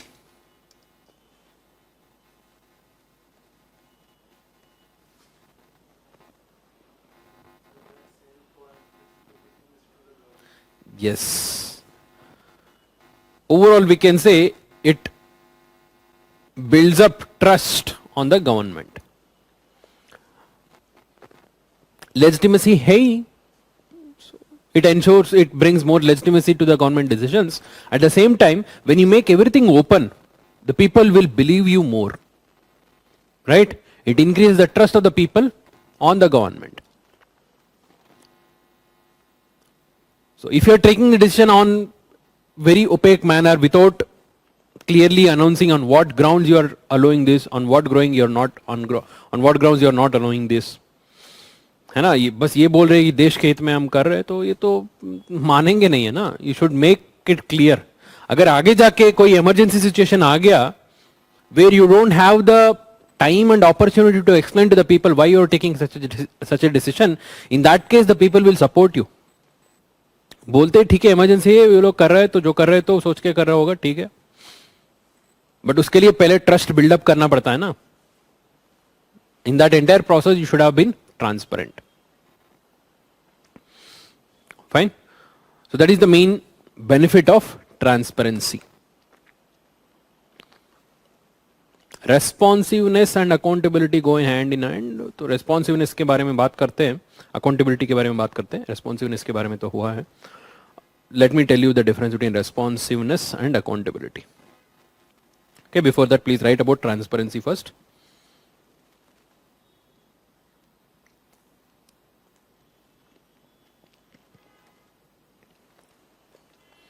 Transparency means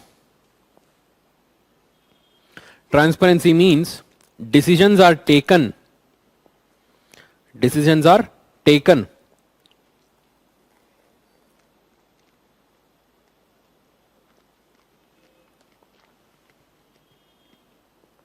and enforced in a manner following rules and regulations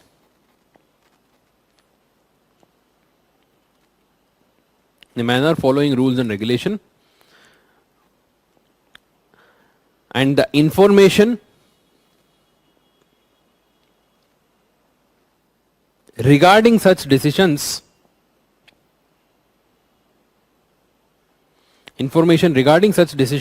are made open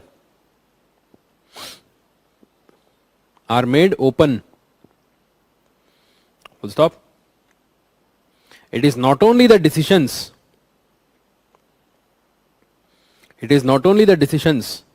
but also the grounds on which the decisions are made.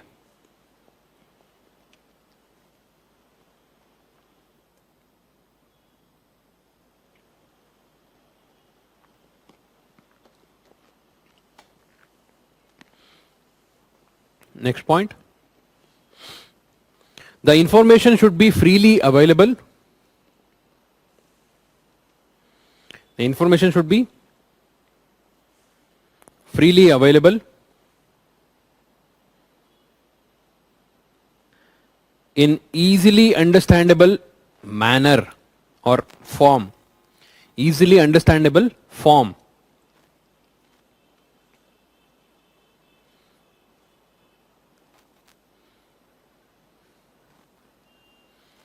And information should be complete and correct. And information should be complete and correct.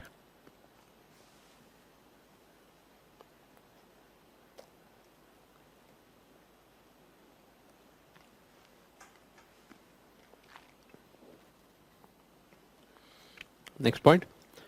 Right to Information Act. Right to Information Act, that is RTI Act, ensures transparency. Ensures transparency.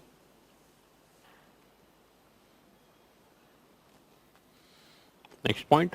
Benefits of transparency for the government.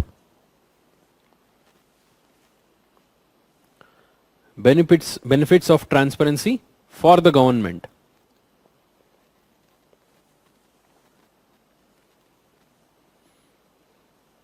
People will have a greater trust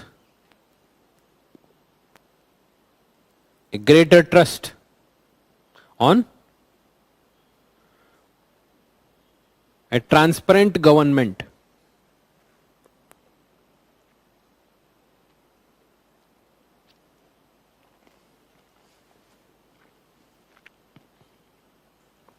On a transparent government.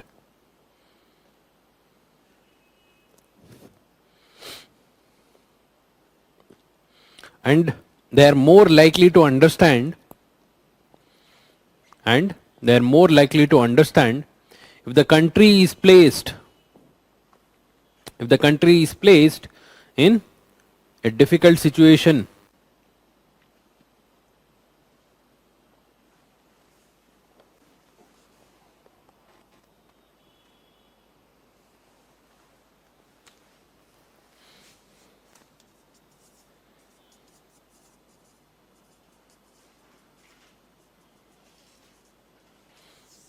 अभी आते हैं accountability.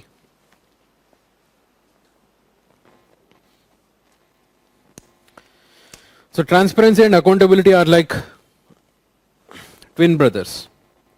They always come together. साथ में रहता है ना. तो UPSC का आंसर्स में भी बहुत बार दिखता है ट्रांसपेरेंसी अकाउंटेबिलिटी. हर जगह में एथिक्स का पेपर में, गवर्नेंस का पेपर में you can see this words. Transparency, accountability. Please understand the difference between both. It's very important. So we have understood the meaning of transparency. Let's understand what is accountability.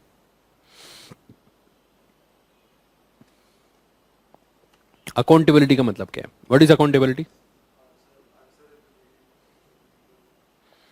ठीक है.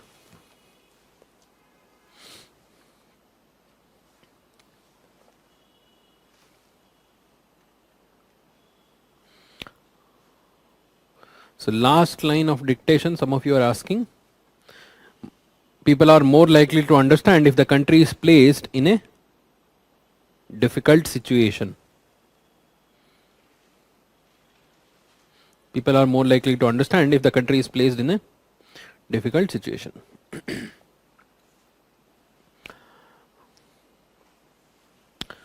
Responsibility. Taking responsibility for your action. All are different words. Let me tell you. We have responsibility. This is one word. Another word is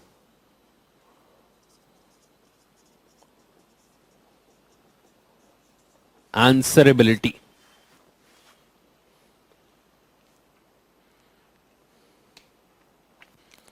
So what do you mean by responsibility? Responsibility actually brings a different meaning.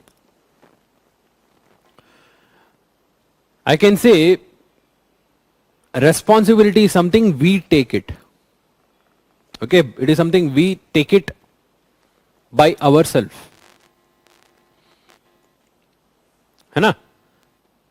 I take the responsibility for this house or this society or this country or myself, my own individual growth. I take the responsibility. उसका मतलब है I want to do it. है ना? So वो मुझे करना है. I intend to do it and I want to do it. I want to achieve it. That is what is I am taking the responsibility. It lies on whom? वो है responsibility. But there is no obligation in responsibility. जितना होगा उतना करते हैं. That is what is responsibility, right? So there is no obligation. So accountability is different from responsibility. We don't use the term responsibility in governance. We use the term accountability. Why? Responsibility में there is some kind of attitude which government says, हाँ ये मेरा जिम्मेदारी है. I will do good for you. But there is no solution if I am not doing that for you. है ना? It is a kind of attitude, हाँ मैं करूंगा, अपने तरफ से करूंगा आपके लिए. Okay, it's some kind of favor I am doing it for you. So we don't use the word responsibility as one of the aspects of good governance. We use the term accountability. Accountability में क्या होता है? I will do it. If I don't do it, you can ask me a question. It is not something favor I am doing. It is my duty to do that job for you. Right? So that is accountability. So accountability is based on answerability, not just responsibility. It is based on answerability. Answerability का मतलब क्या है?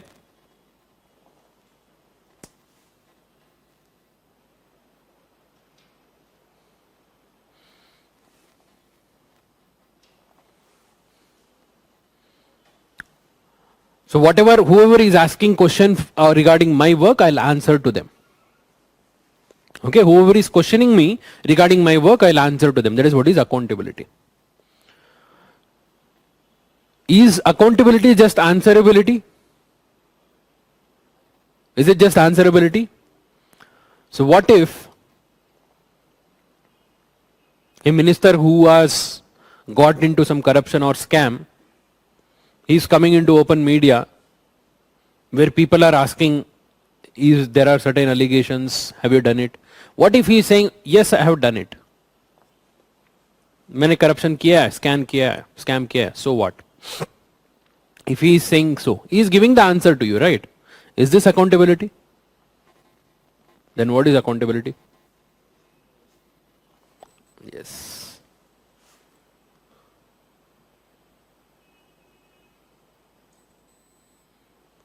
So will accountability involve just answerability? Just giving answer is sufficient for accountability? Then what else is accountability?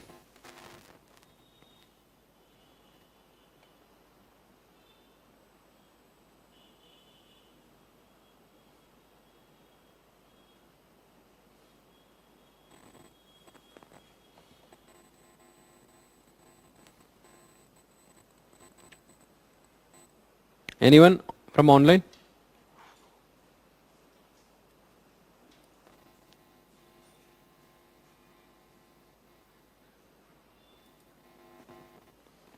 The held being responsible, we don't use the term responsibility, that's why we use the term enforcement.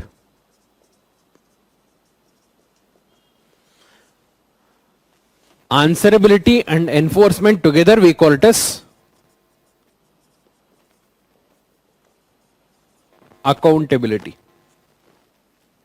Accountability involve answerability and enforcement.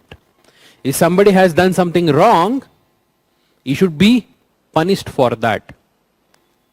है ना? He should be punished for that. That is what is enforcement. Accountability involves answerability. Of course, he should be answering to you. And if he has done something mistake, he should be punished for that. That is what is accountability. Accountability involves both answerability and enforcement, without which it is incomplete. Accountability is incomplete. Why accountability is important? Abhi bataiye. Somebody was asking how responsiveness is different from accountability. Accountability makes the government responsive. Accountability makes the government responsive.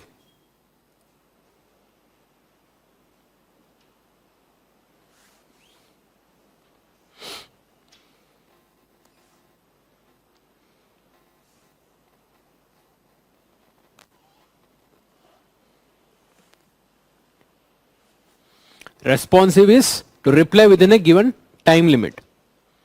Okay? If there is a fear that when you give reply, you will be punished also, है ना, वो डर होना चाहिए ना, punishment मिलेगा अगर ठीक से काम नहीं किया तो. पहले तो आंसर तो करना पड़ेगा when whoever is asking question to you. There are different mechanisms of accountability. It is not only public. ठीक है? So within the government there is accountability within different departments, different organs of the government. Executive is accountable to legislature, legislature is accountable to judiciary. उसका मतलब क्या है? They can be removed by them, right? If at all I am saying executive is accountable to the legislature, Lok Sabha के लिए accountable है, उसका मतलब क्या है?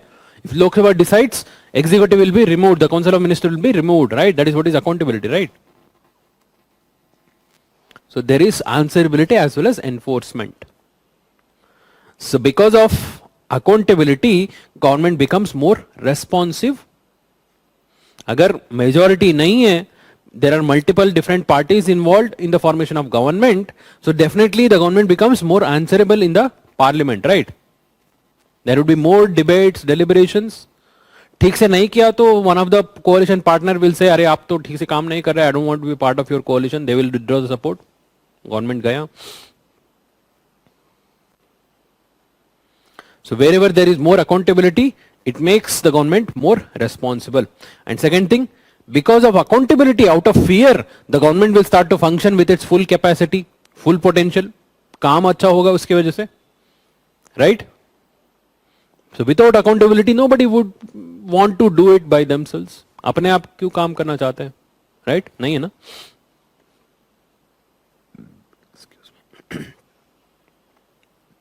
So accountability brings efficiency in the government system also. So please write about accountability. Accountability involve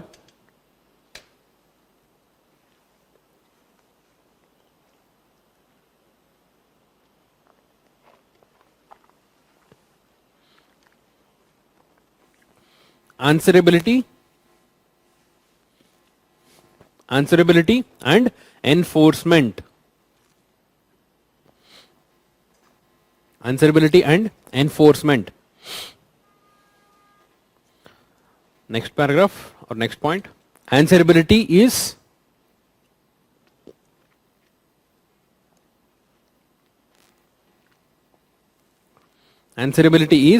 the obligation of government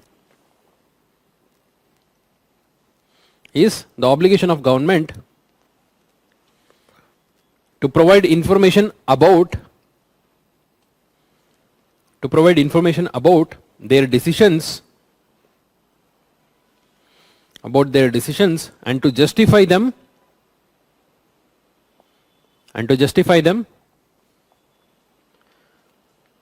to the public and those institutions of accountability.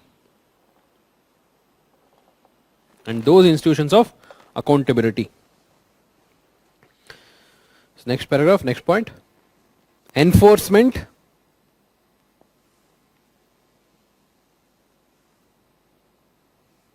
ensures that the public or institutions of accountability. Okay, here we are talking about various institutions of accountability.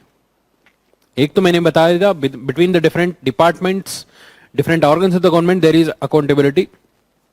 Other than that, we have different institutions, organizations of accountability like CAG, Lokpal, है ना, they are also institutions of accountability. उनके लिए भी थोड़ा सा answerability रहता है towards them, every public servant or a government department. Public or the institutions of accountability can sanction the offending party,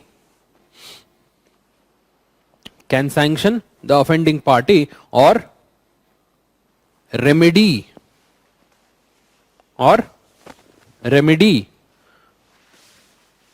the contravening behavior. Remedy the contravening behavior.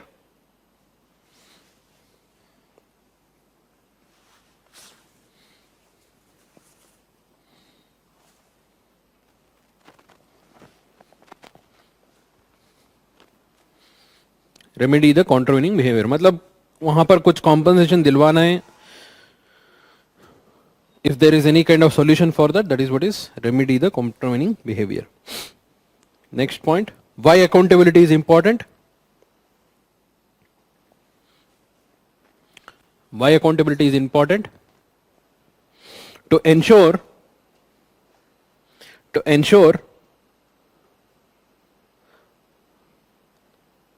that the public bodies are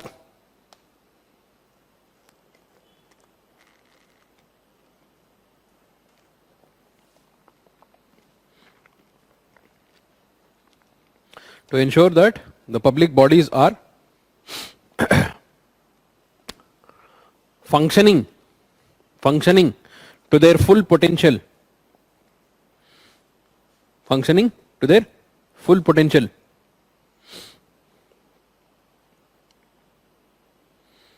And to make the government responsive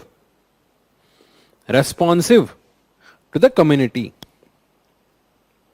Responsive to the community. Yes, judiciary is also an institution of accountability, we can say so.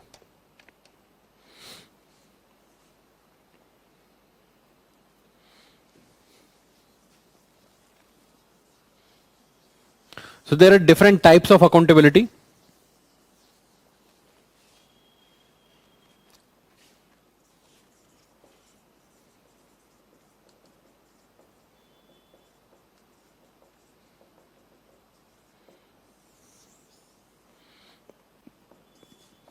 First one, horizontal accountability.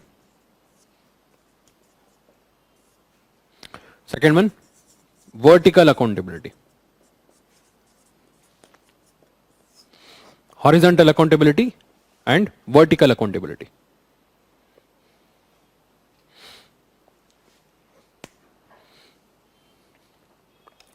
What is horizontal accountability?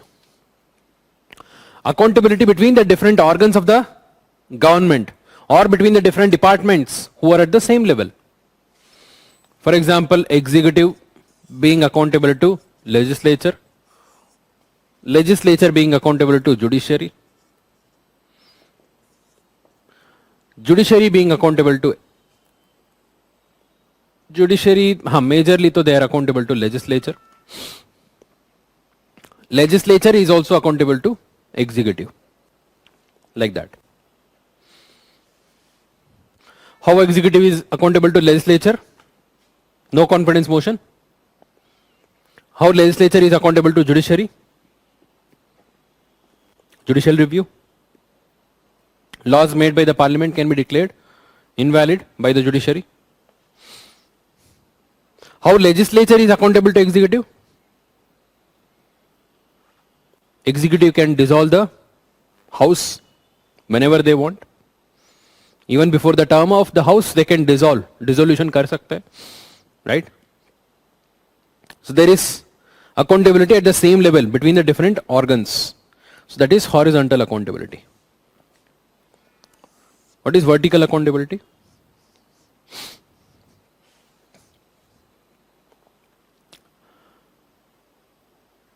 between different levels of government. Let's say government executive, it is हमारा जो council of ministers है जो government form किया है, they are being accountable to their voters, which can be implemented by various mechanisms of vertical accountability. One such accountability mechanism is election. They are not at the same level in the administrative hierarchy, right? Or you can also give the example of social audit.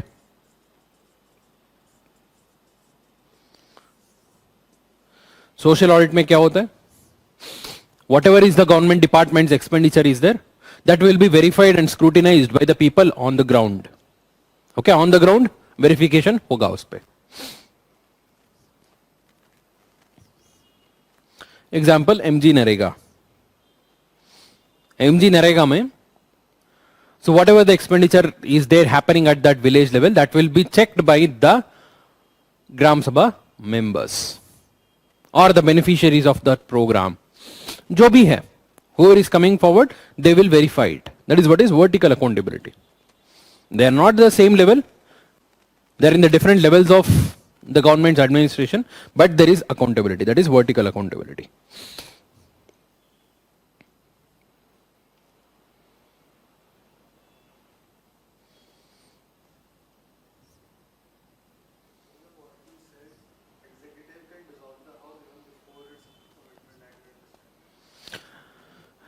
If the government wants, they can ask the president to dissolve the Lok Sabha before the term also. ये power है हमारा council of ministers के पास. So that means Lok Sabha को dissolve कर सकते हैं ना. So Lok Sabha is also accountable to executive.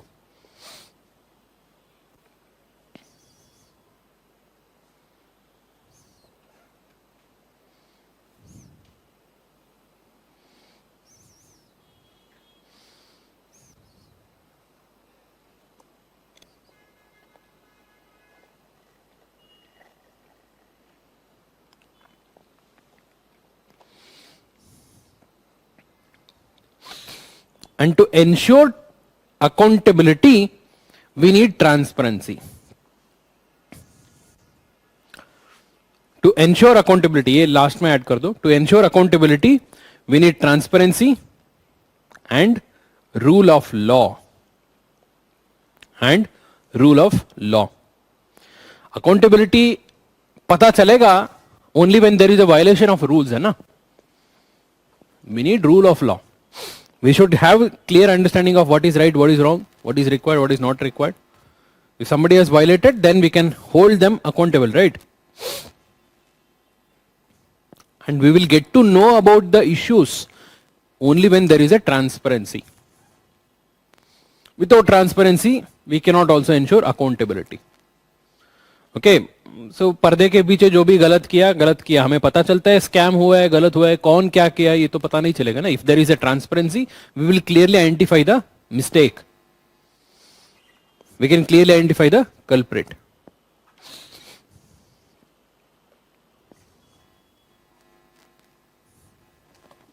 Last one.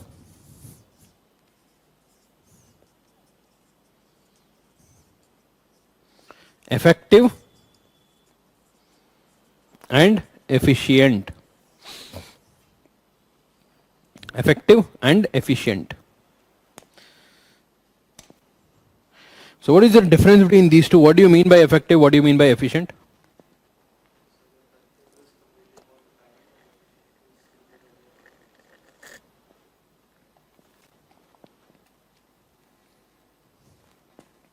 ठीक है. Effective is committing on time. Yes. Efficient is minimum resources. Anything else?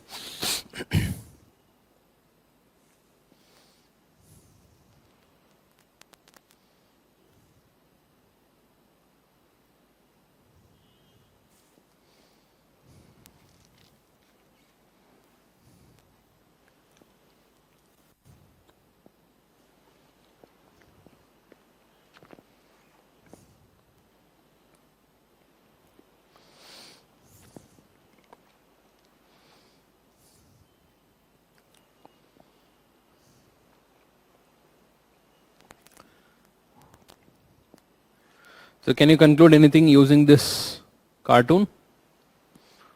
So it talks about effective and efficient.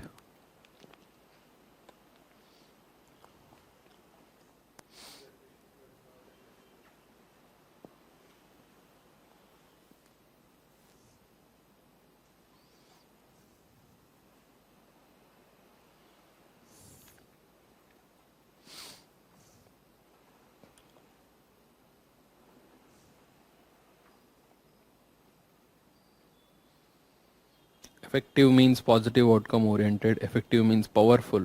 Acha. Effective is impact. Anything else?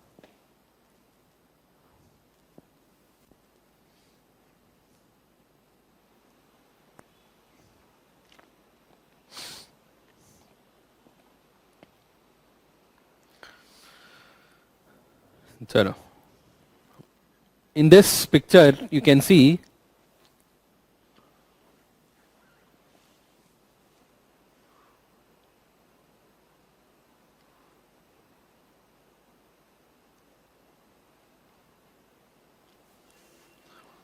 yes, even if it is efficient, it needs to be effective. Yes, we can say so. Efficient तो सबको पता है. We know majorly about efficient. Efficient is basically achieving something with minimum input, minimum raw materials. That is what we can say efficient. Okay, efficient is in a very clear term. Efficient का मतलब है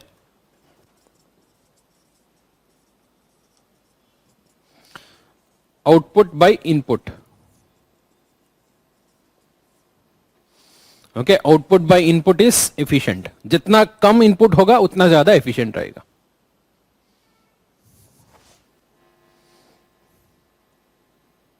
Right?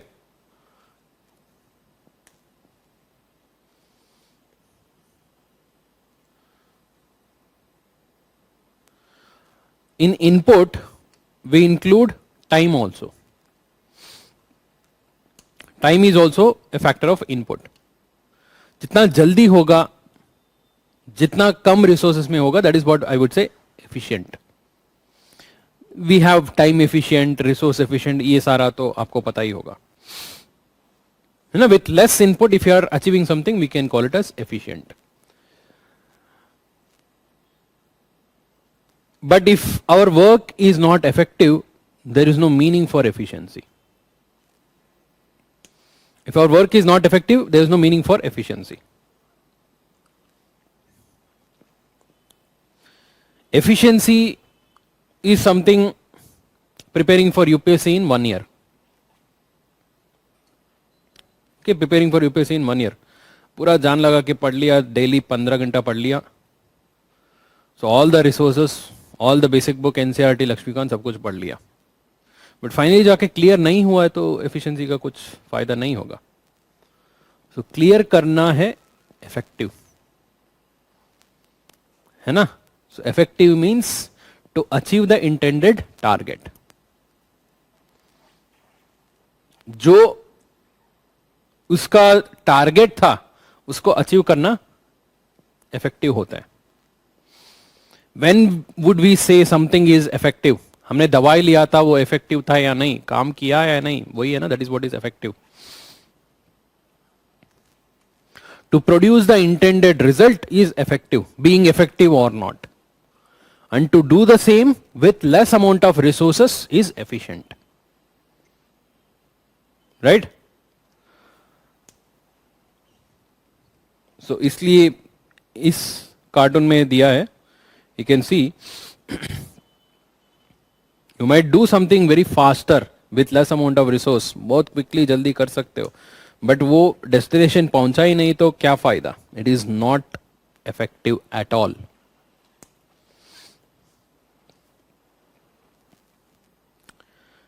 ठीक है? So I might explain the same 8 characteristics in half an hour also.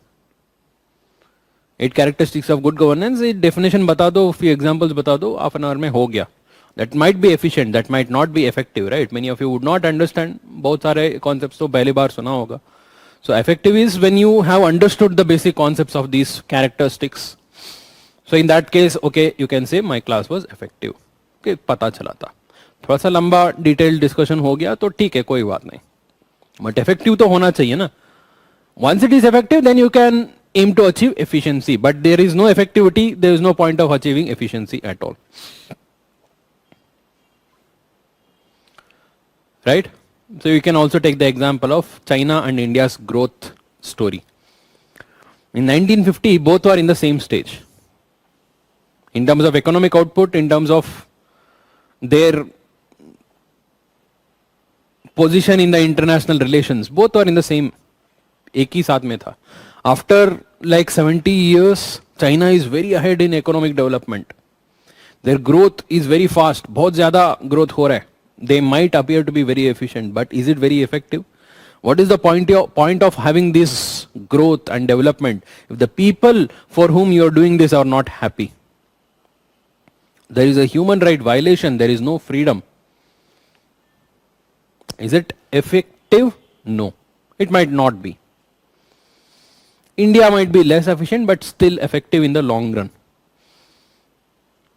Okay, in the last 70 years we had a very brief year of emergency, okay, which is still considered as one of the dark days of Indian democracy, but still we survived as a country, right? The system has survived, the system of election has survived,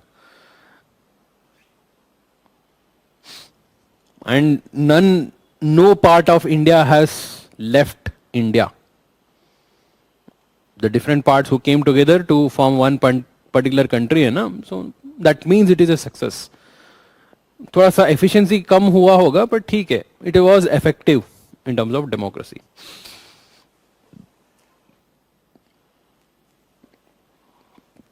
So good governance के लिए we need both effective and efficiency. So particularly this is also useful in the context of sustainable development. In the coming times, sustainable development is a necessity. है ना, development होना चाहिए, that is effective होना चाहिए. It should also be efficient. And our development model, which is unsustainable, using fossil fuels in such a high scale, of course it is not sustainable. खत्म हो जाएगा. In the meantime, it is also change the environment to that great extent. It will damage the environment to that great extent. आगे जाके हमारे लिए नुकसान है. That is not sustainable. That means it is not efficient. Our growth model is not efficient. Okay, you can use the same in defining efficiency also. Okay, please write the definitions. What is effective?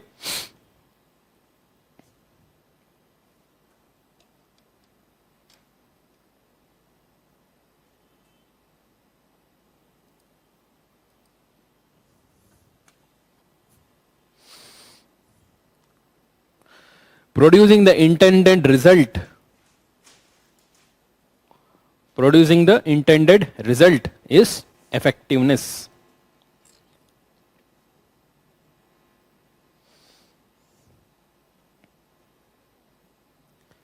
Next paragraph. Functioning in a best possible manner. Functioning in a best possible manner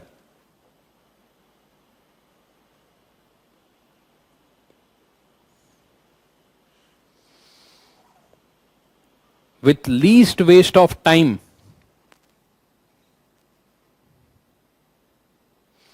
with least waste of time and resources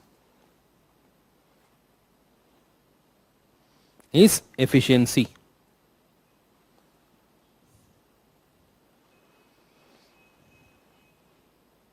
Full stop.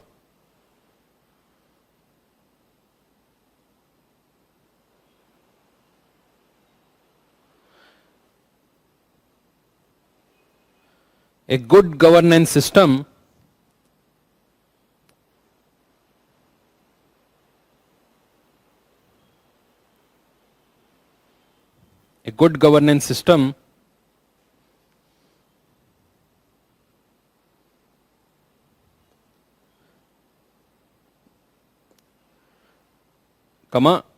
their processes and institutions, a good governance system their processes and institutions meet the needs of society,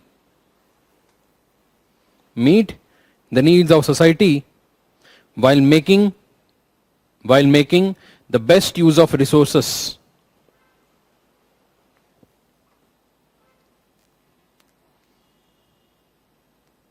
While making best use of resources. Stop. Good governance covers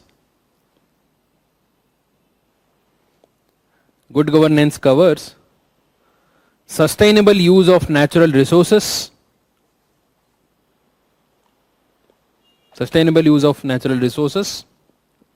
and environmental protection.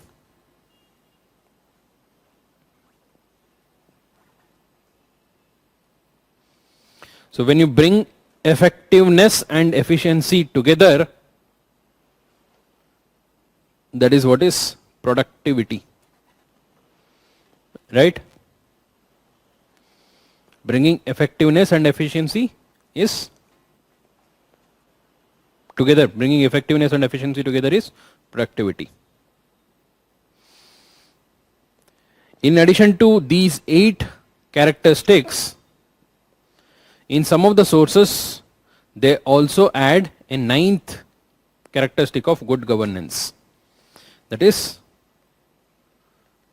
strategic vision. Strategic vision.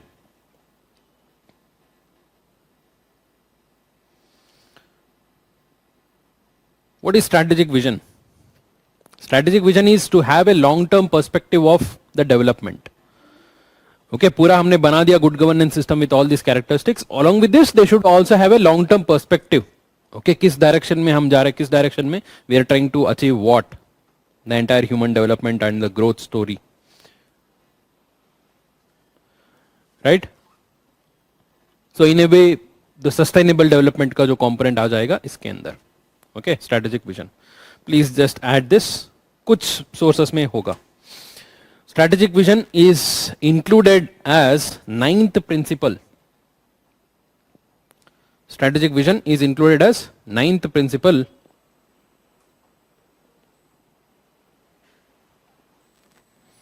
of good governance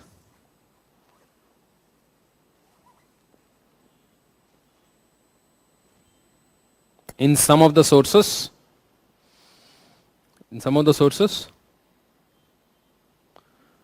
Full stop.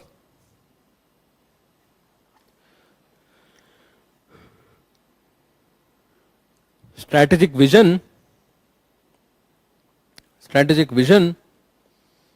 is to have a broad and long-term perspective. A broad and long-term perspective on good governance, broad and long-term perspective on good governance and human development.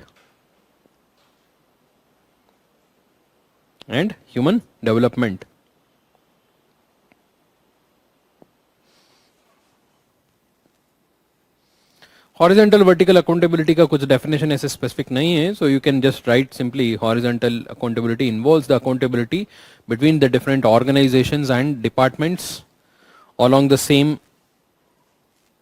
level, okay, level of governance. Vertical accountability is different levels of governance. Example लिख लो बस काफी है.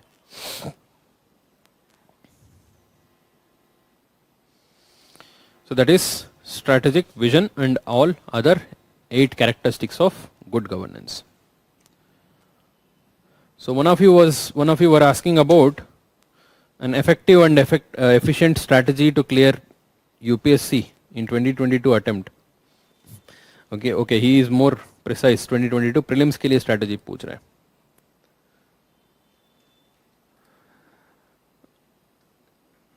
अमित राज, ठीक है. See, if you ask me, UPSC का preparation भी governance system जैसे ही है. सारा रूल्स, रेगुलेशन, लॉ सब कुछ है, बस इंप्लीमेंट करना ही बात है You know, it's more about the implementation, execution. I would say keep it as simple as possible. So now it's November. November is going to end. You will have December, January, February, March, April, May. Okay, 6 महीने रहेगा आपके पास.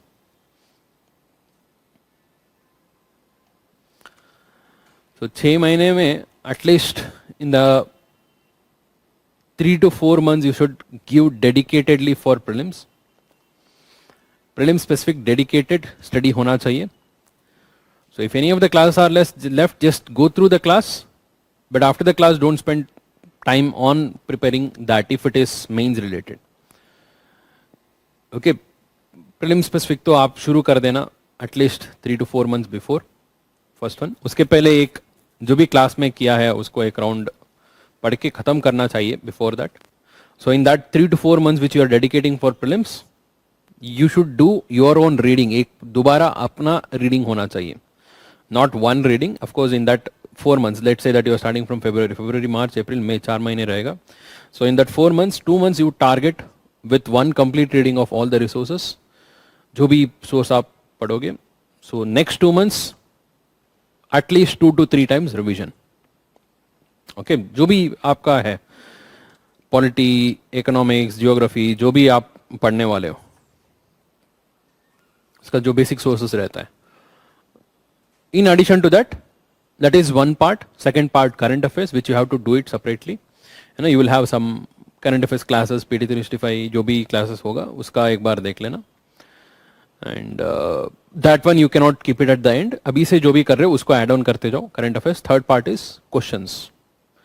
जितना question solve करोगे उतना अच्छा है. अभी से टेस्ट सीरीज लगाना शुरू करो.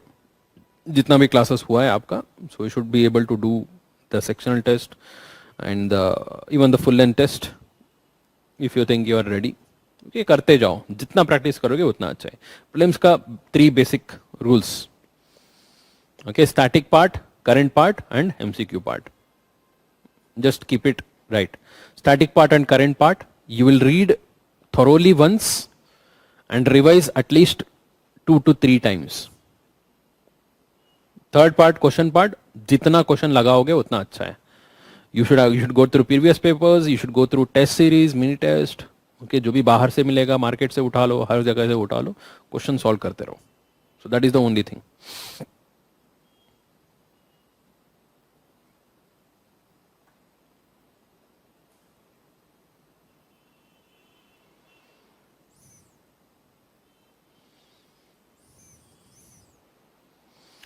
Fine.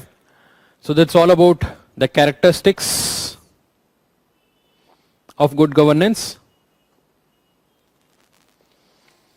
So I hope it was helpful in understanding. थोड़ा सा slow ही किया, that was intentional, because these are the basics. इसके ऊपर question आ गया तो you can approach them and you can also use these aspects in your ethics.